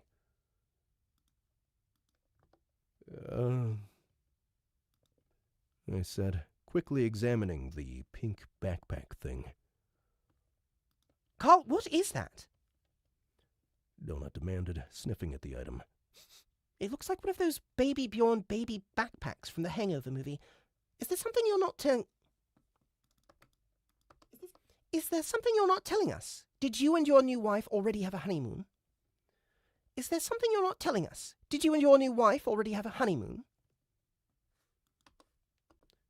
Actually, I said, as it popped into my inventory. That's exactly what it is. It's a baby backpack, but it only carries quadrupeds. It's to carry you on my chest. If I wear it with you buckled in, I can use my phase or Uzi spell, and you'll phase too. I am absolutely not going to get into that thing. My goodness, do I look like a milk-soaked toddler with snotty Cheerios stuck to the side of my head? I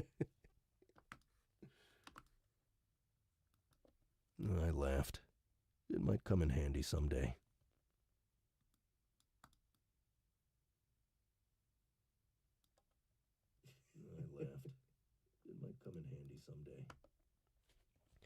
The legendary fan box approached.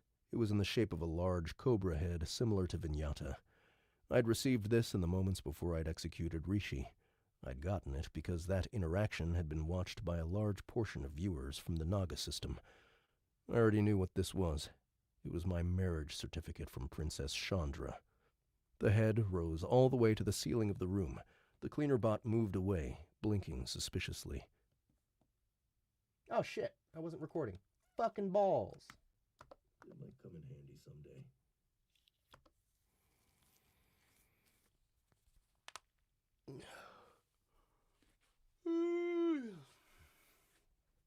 It might come in handy someday.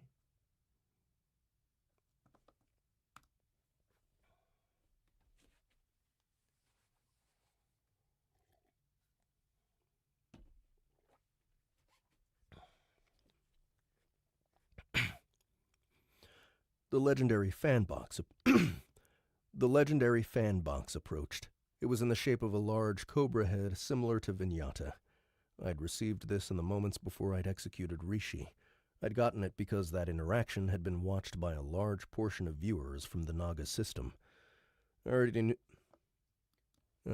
knew what this was. It was my marriage certificate from Princess Chandra. The head rose all the way to the ceiling of the room. The cleaner bot moved away, blinking suspiciously.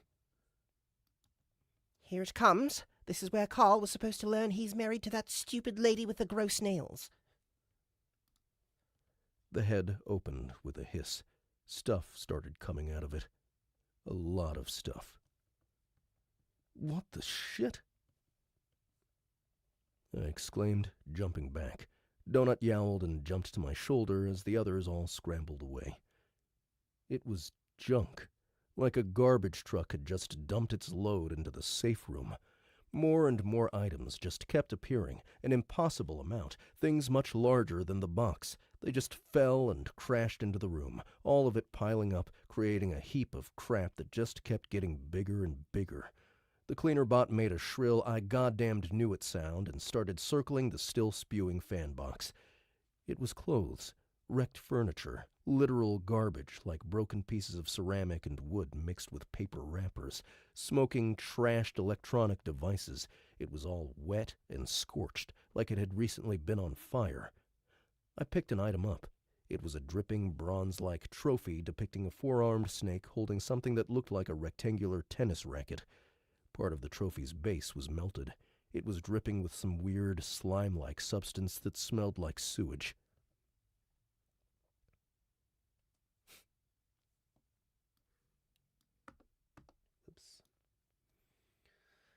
Lame, damaged participation trophy for a greaser ball tournament. Rishi came in 8th place, but he removed the part of the plaque that said what his place was. What a little bitch. All of this crap is yours now, Carl. Congratulations. Most of this stuff looks like crap. That's because most of it is, but I took a peek, and there might be a useful thing or two. You'll have to find it yourself.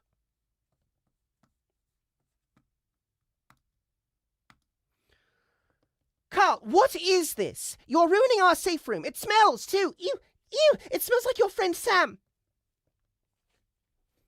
She looked up at the cleaner bot. You, don't just sit there. You, don't just sit there.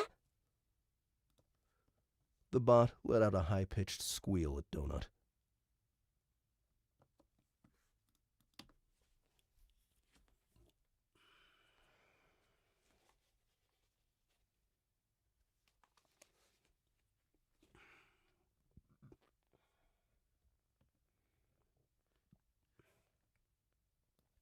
It ain't so bad.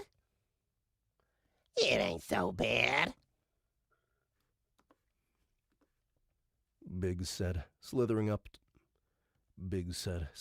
a broken couch. It collapsed, and she slid down, hitting the floor with a plop. It's kind of like how we got it in the barracks. I say we keep it. What's the point of cleaning if you're still living there? That's like shoveling while it's still snowing.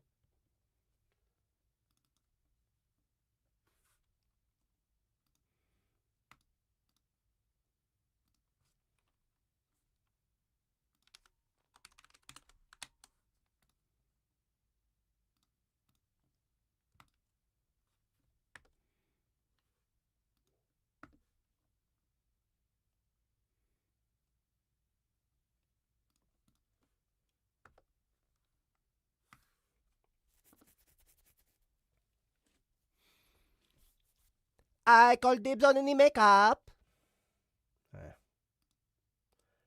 I call dibs on any makeup. While it's still snowing. I call dibs on any makeup. Samantha said. She dove into the pile. Donut was not amused. Carl, I absolutely refuse to live in this filth. If Kotya was still here, she'd be appalled. How did they get all this here so fast? Mordecai asked. It had finally stopped coming. I pushed at what looked suspiciously like a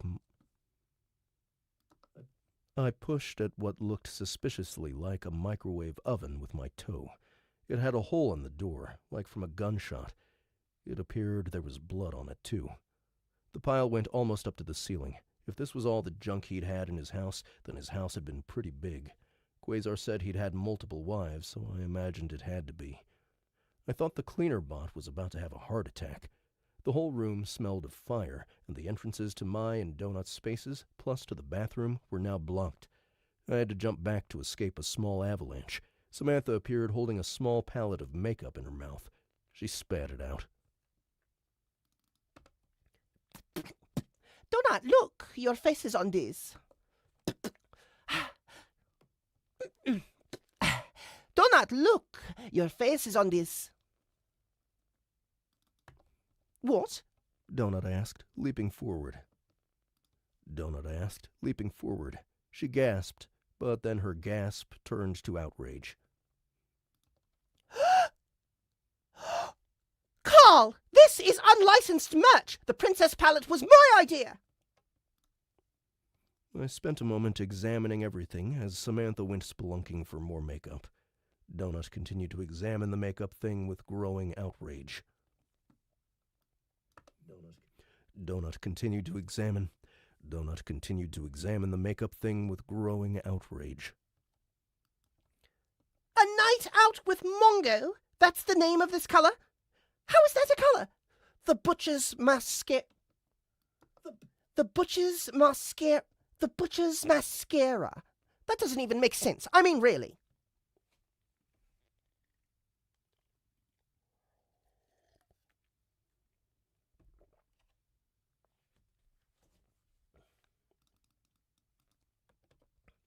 I kicked away a frying pan that appeared to have fur. Stuck to it.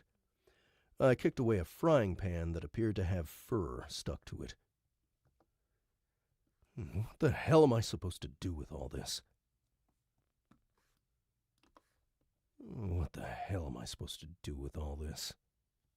There we go. All right. It's 12:13.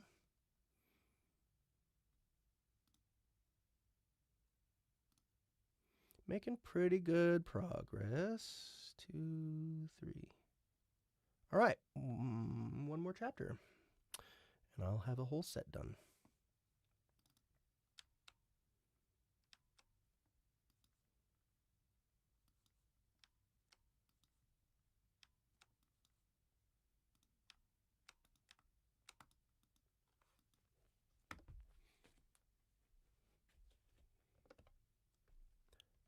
Chapter 11.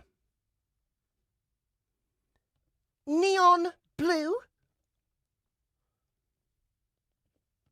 Donut exclaimed as she continued to examine the bootleg makeup palette. My aesthetic most certainly doesn't include something as crass as neon blue. Anyone can stand out when they spackle on bright colors. Makeup is supposed to enhance one's beauty. You can't even make a good smoky eye with any of this. How can you even blend these? Zev? I hope you're seeing this. This is why I must be consulted on all merchandise deals.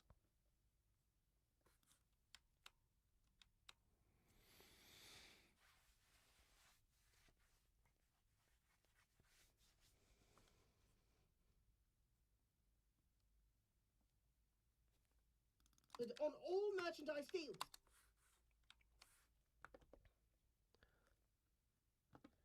Look, I found more from your brand.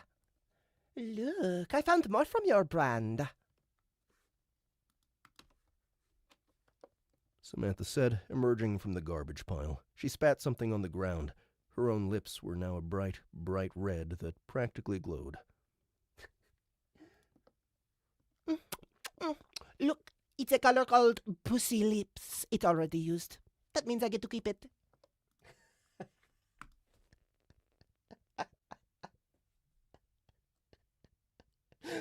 Oh, shit. Look, it's a color called Pussy Lips. It's already used. That means I get to keep it.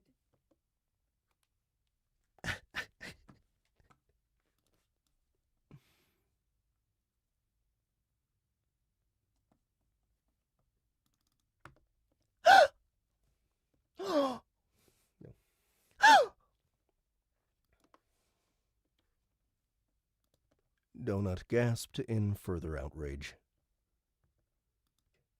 Listen.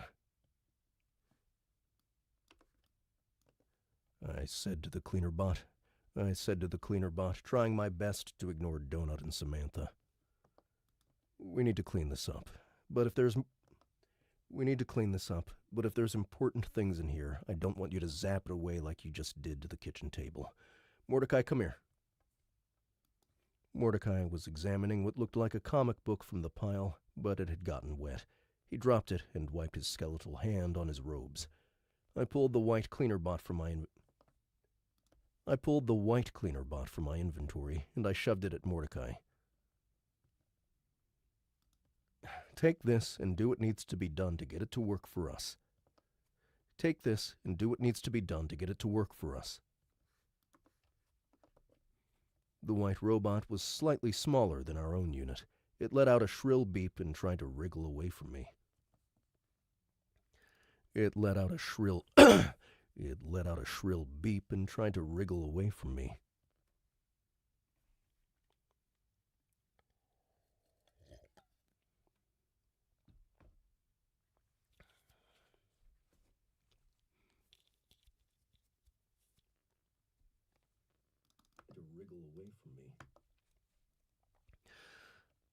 Our cleaner bot made a confused beep at the sight of the other one. The white one beeped back as Mordecai grasped it. He pressed something on the top of the new unit. All the lights on it flicked off. I just gotta reset it, Mordecai said, turning the white bot over in his hands. It had blood on it. The thing had been used to clean up Architect Houston's operating theater. This is an old model. Donut was in the chat with Zev, bitching up a storm. She had a bunch of makeup items spread out in front of her as Samantha clucked over them.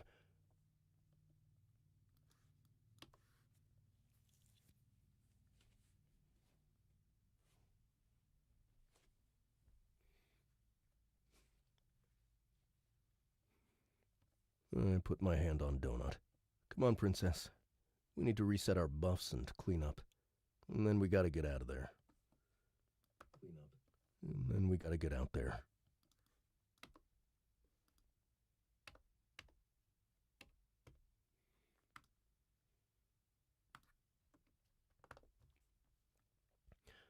Later, we entered the garage to find Splash Zone, Dong, Mongo, and Rend all sitting in a circle. They watched Hetty balance a massive wrench on the tip of her finger. The gremlin flipped the wrench in the air and caught it again on the same finger, keeping it balanced. Mongo screeched and waved his wings while Splash Zone clapped politely. Rend giggled, his voice a deep baritone. Mongo noticed Donut and screeched. Rend giggled at me, and a few Rend giggled at me, and a few raw French fries fell from his mouth. A group of gremlins I'd never seen before was crawling over the vehicle. Mongo, Mommy has a hat for you, Donut exclaimed. She produced the Egyptian hat. He screeched and started to back up. Where did these guys come from? I asked Hetty, indicating the gremlins crawling on the truck. One gnawed on a piece of chicken. Two of the gremlins picked up the giant Tommy gun and started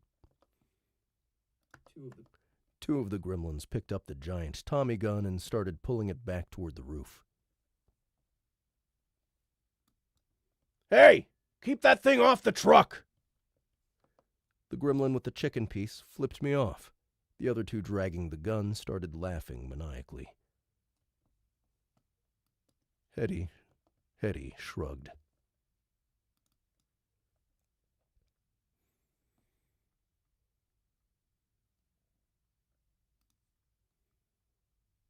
For the first few hours after you return from a race, these weirdos will do them bulk. For the first few hours after you return from a race, these weirdos will do them bulk of the repairs. For the first few hours after you return from a race, these weirdos will do them bulk of the repairs. Don't really understand it myself. She leaned in. Don't think them's real gremlins. They don't really talk. They don't really talk. They just do the cleanup work and then disappear, leaving me to finish the upgrades. There. There! Isn't it great? Donut said, as Dong helped Mongo wear the hat. The dinosaur looked absolutely ridiculous. Rend started grunting and bouncing up and down as Donut produced the headband.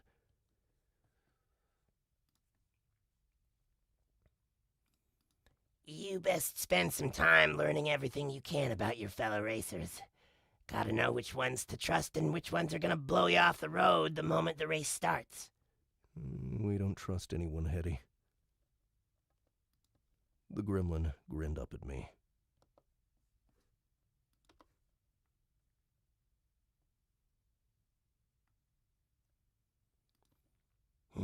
I think we's gonna get along just fine. Yes, sir. Oh, wow. Okay, what time is it? 12:22.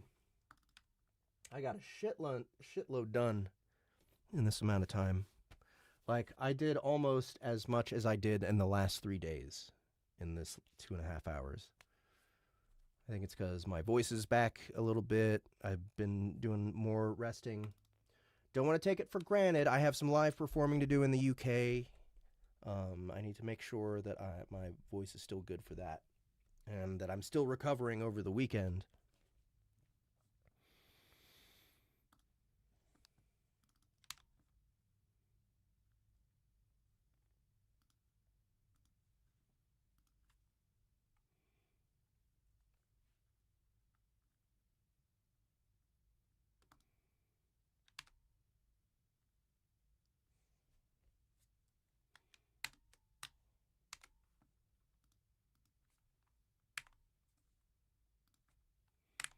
All right, guys, I'm going to do one more chapter.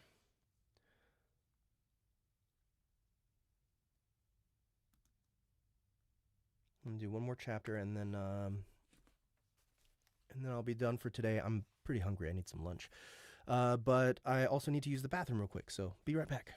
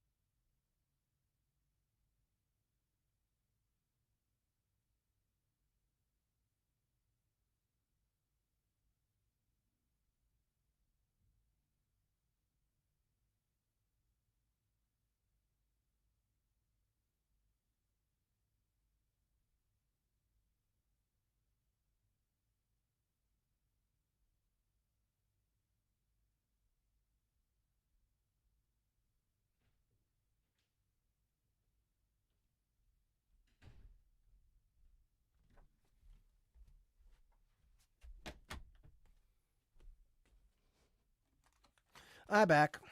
Trust me, I back.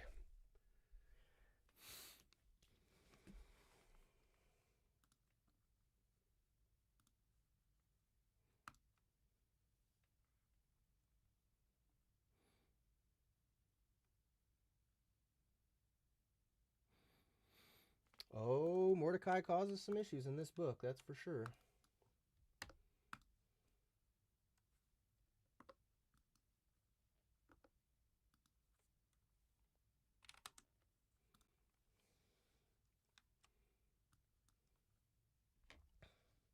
All right, let's see. 1, 2, 3, 4, 5, 6. All right, 6 pages to this chapter. This will be a good one to end it on for today and for the week and for another 2 weeks, unfortunately, guys. I really, I regret that I can't just keep going. You know, I have this DCC tour. Hopefully I'll be seeing some of you guys in the stream at the shows. London, Cardiff, Birmingham, Manchester, Glasgow, and Edinburgh are the different places. Yep.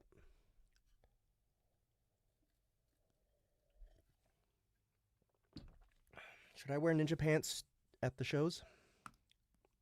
I could do that. At least one of them.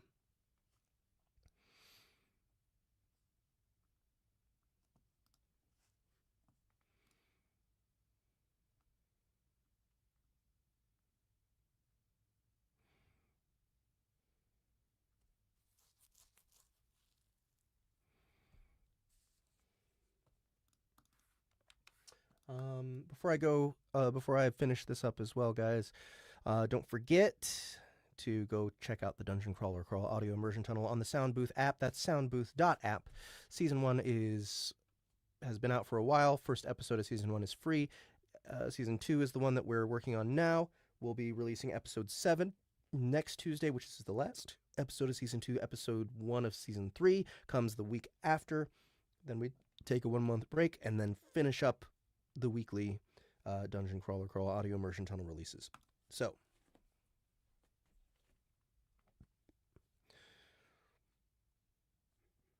get the full English.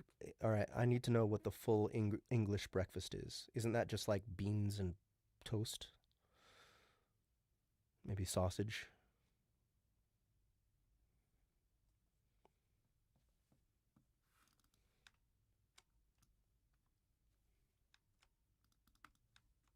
I mean, not that I don't like beans and toast. Beer and sausage. The cassette will be available not too long from now. I think Lit RPG Con is when we'll be releasing Season 2 on cassette. Bangers and mash. I love bangers and mash.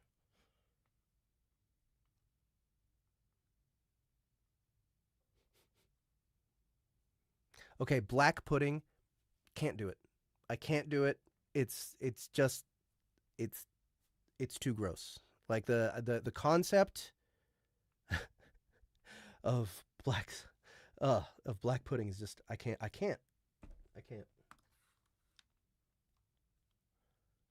Oh, head cheese. Oh, bah, I can't do it. Can't do it.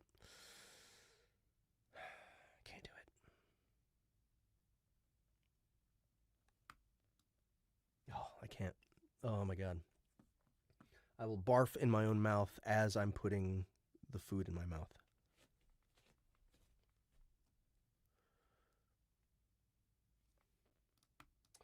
Nope. I can't do it.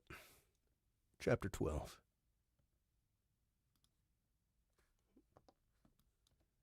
Chapter 12. Oops. Chapter 12.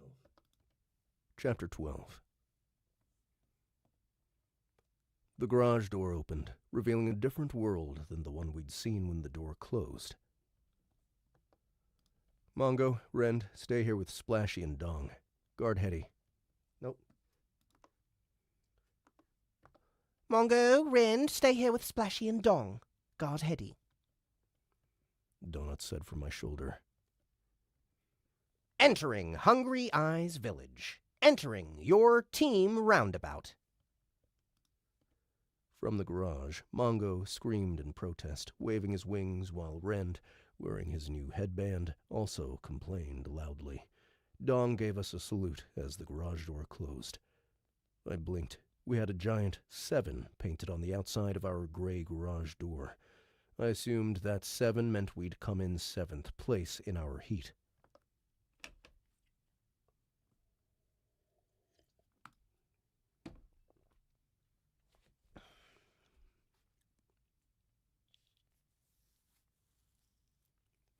No, I'm in Kansas City, not in St. Louis. How dare you?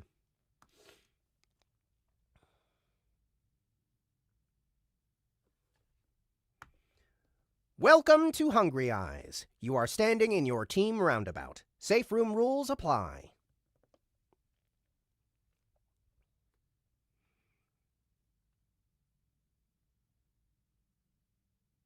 Okay, Yorkshire pudding, I'm down.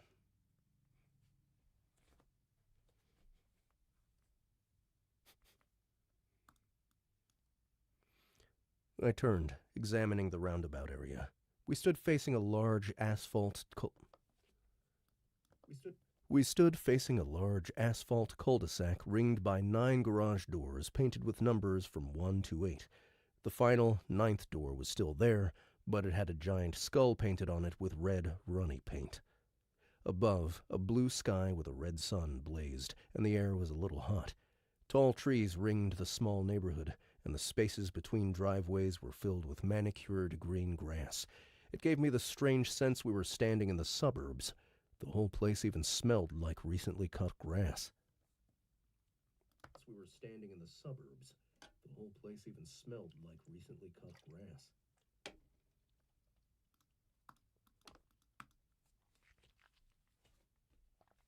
Check 9.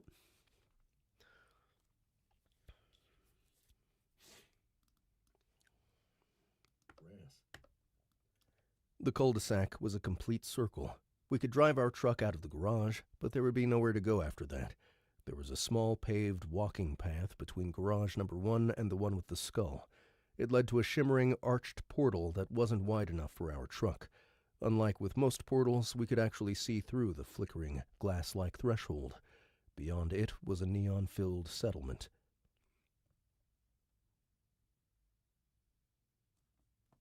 Oi! Oi!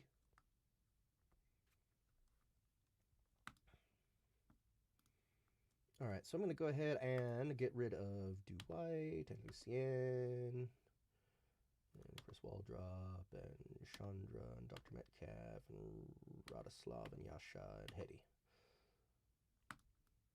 And I am only going to make new tracks for new characters.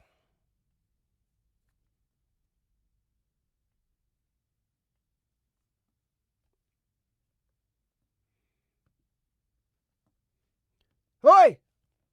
Oi! A voice called to my right. I turned to see a pair of bugbears sitting on lawn chairs, Radoslav and Yasha. Yasha had a kiddie pool on the ground in front of him with his furry feet within. The bugbear held a can of beer in his hand, resting on his tie-dyed belly, and he wore sunglasses. He snored softly.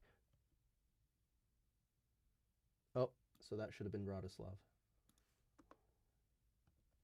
Oi!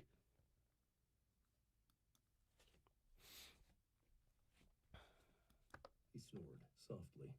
The beer was slowly starting to tip. Radoslav was the one who called us over. From their closed garage, I could hear faint music playing. I recognized it as Smoke on the Water from Deep Purple. Hi, Radoslav! I'm glad to see you guys made it, I said, stepping off the driveway and into the soft grass. Donut jumped from my shoulder, also landing in the grass. She did a quick circle and then rolled over on her back, her new crupper jingling softly before she jumped back up and moved to sniff at the kiddie pool. This close, I could smell the alcohol wafting off the sleeping Yasha. Radoslav reached down into a cooler, produced a can of beer, and tossed it at me. I caught it. It was an ice-cold Busch Light, peach-flavored.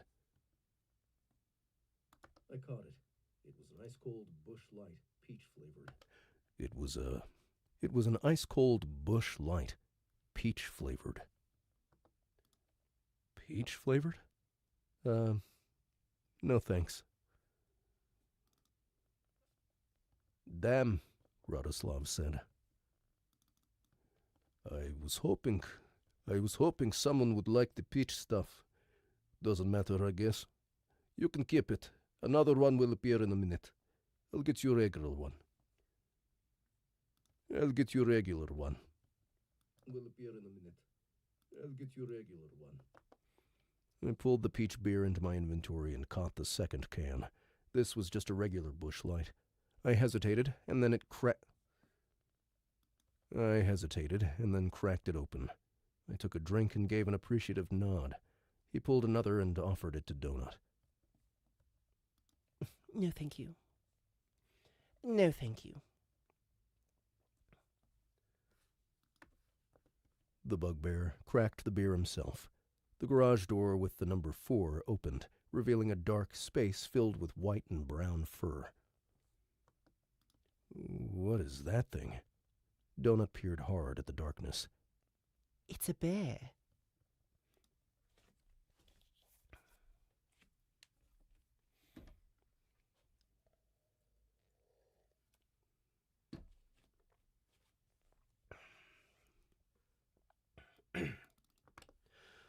Before I could ask for more clarification, 3 figures flipped out of the garage.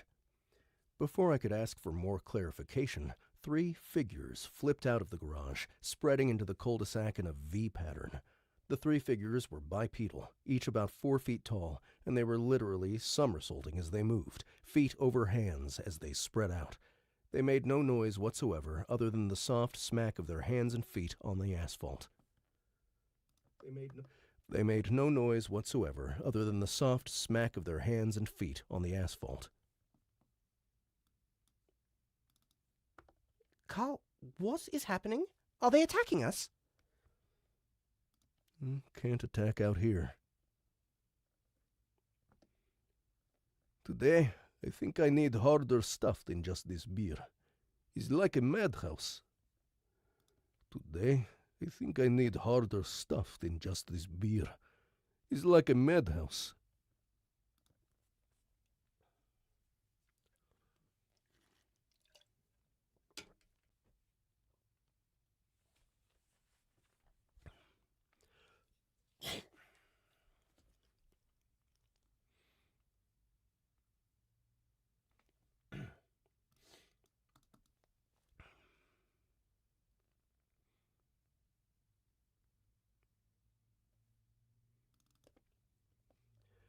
All 3 of the newcomers were decked out head to toe in bodysuits. The 2 on either side were in black suits. The one in the middle was in a red suit. Ninja suits. All 3 wore bandoliers covered with ninja stars. They turned and weaved around the cul-de-sac, flipping the whole time, like they were performing some sort of bizarre dance routine. Would you look at that? Donut said, swishing her tail, watching. Remember the monk seals from the 8th floor? Should I pull Raoul out? He could probably use a friend. I tried to examine them, but I received an error.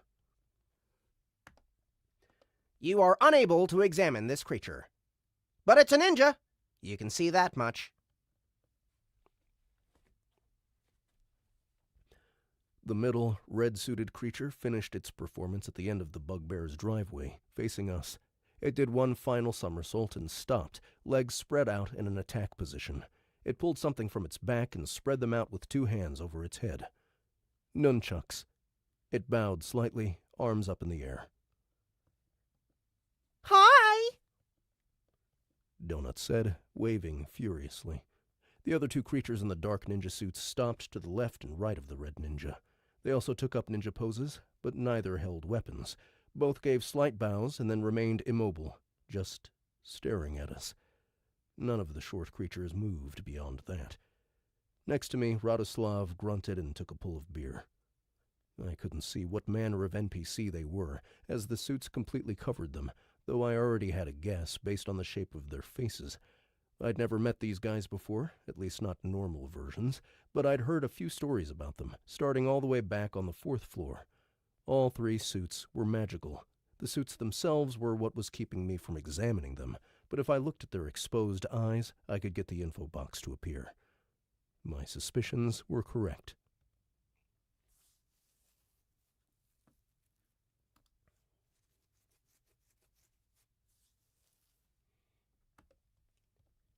Chiyome, Razor Fox, level 80, Mistress of Nunchaku.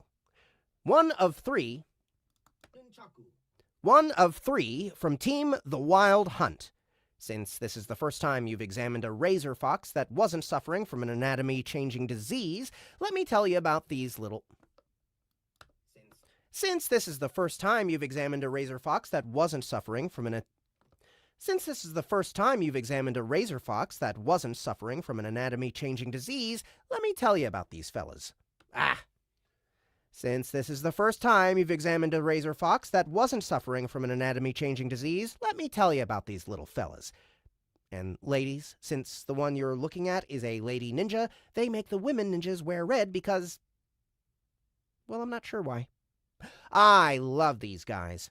Each one picks a weapon proficiency upon childhood, kinda like a Ninja Turtle thing, and they train in both that and in a ranged weapon. Each one picks a weapon proficiency upon childhood, kinda like a Ninja Turtle thing, and they train in both that and in a ranged weapon. Most, like Chiyome here, pick throwing stars as their ranged weapon of choice. You know throwing stars, right, Carl? You still have some in your inventory. A fox!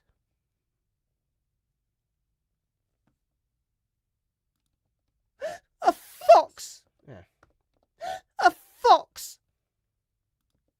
Donut suddenly exclaimed after she, too, finally managed to examine them.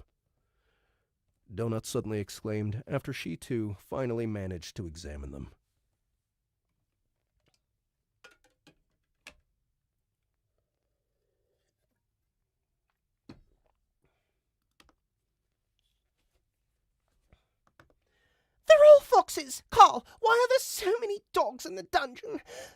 And why aren't they saying anything? I couldn't get a good angle to examine the other 2. One had a sword strapped to his back, the other had a chain with a curved blade. They deliberately kept their heads down.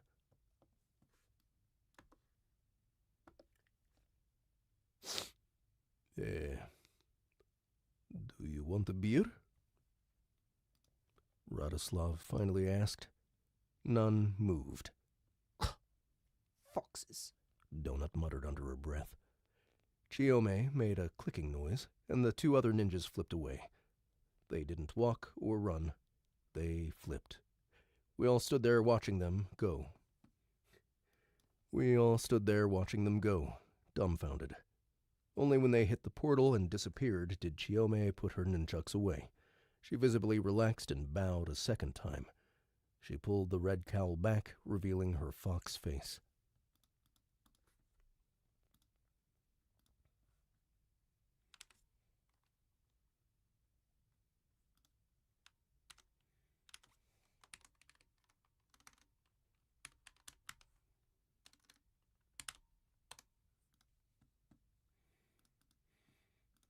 What happened there?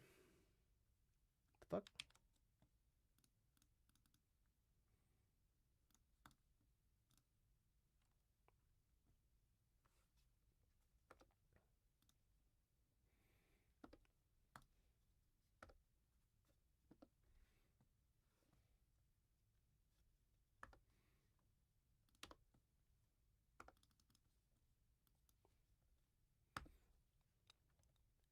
I would love a beer.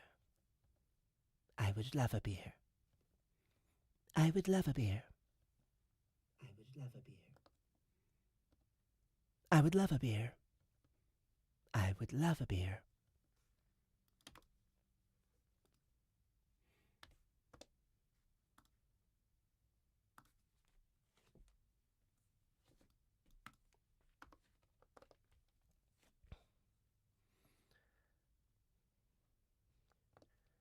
So, what the heck was all that?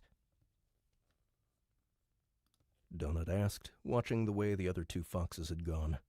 Chiome stood next to us, guzzling down her second bush light. She'd also refused the peach-flavored beer. Without complaint, Radoslav handed her another. She nodded thanks, and took it. Yasha remained passed out. What do you mean? Chiome asked, wiping her muzzle. She had a distinctly feminine, high-pitched voice, like one would expect from a fox. All the bouncy ninja stuff, Donut said, waving her paw at the street. You were being all weird, and then you were normal. It was a team casting, Chiome said.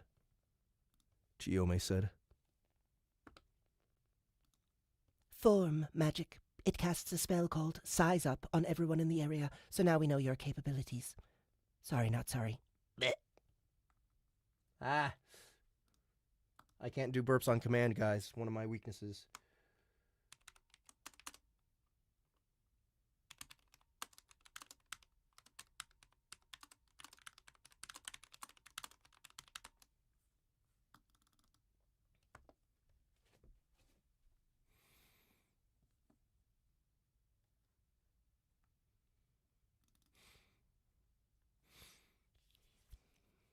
She belched, crushed the beer can, and held out her paw. Radoslav slapped another into it, her fourth. We know how strong of a warrior you are, honored Princess Donut. We know how strong of a warrior you are, honored Princess Donut. You sure drink a lot. We know another dog guy, a hyena named Growler, who also drinks a lot. Hyenas are closer in biology to cats than dogs. Do you got anything harder than whatever this is? Form magic. It casts a spell called Size Up on every... It was a team casting. What do you mean?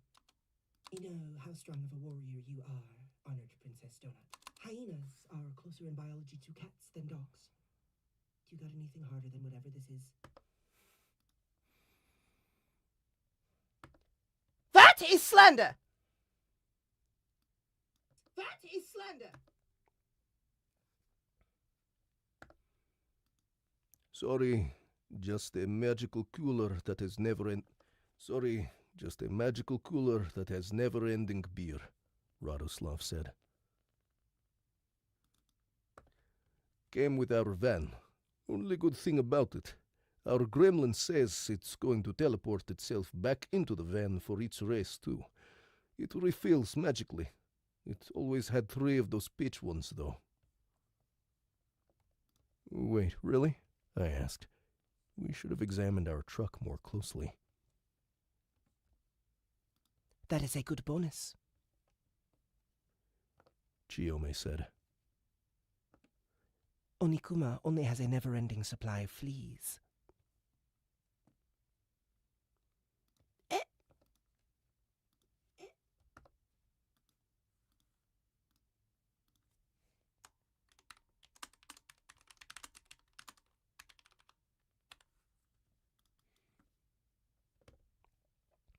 She belched and then looked at me.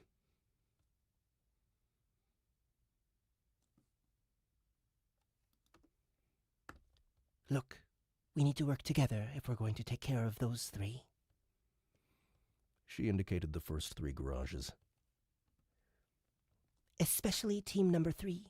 The Tigrans in spot 1 got lucky, and I don't know what's up with the weirdos and the giant dog in second place, but the women with that car, they're going to win this if we don't do something now. As if she'd summoned them, the door to garage number 3 started to open. Who is it? Look. Donut asked. Woman tars, The fox said. 2 woman-tars and their half-man-tar gimp.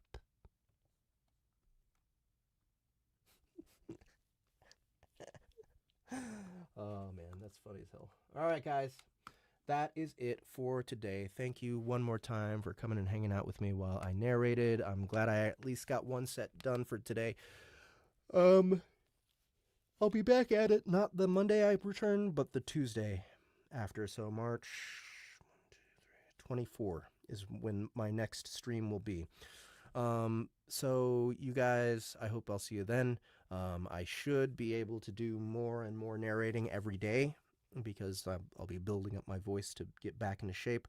I hope you guys have a good rest of your weekend and the next 2 weeks. I hope to see some of you guys in the UK at our live shows. Yeah, that's about it. That's it for today. So you guys, love you all and have a good one.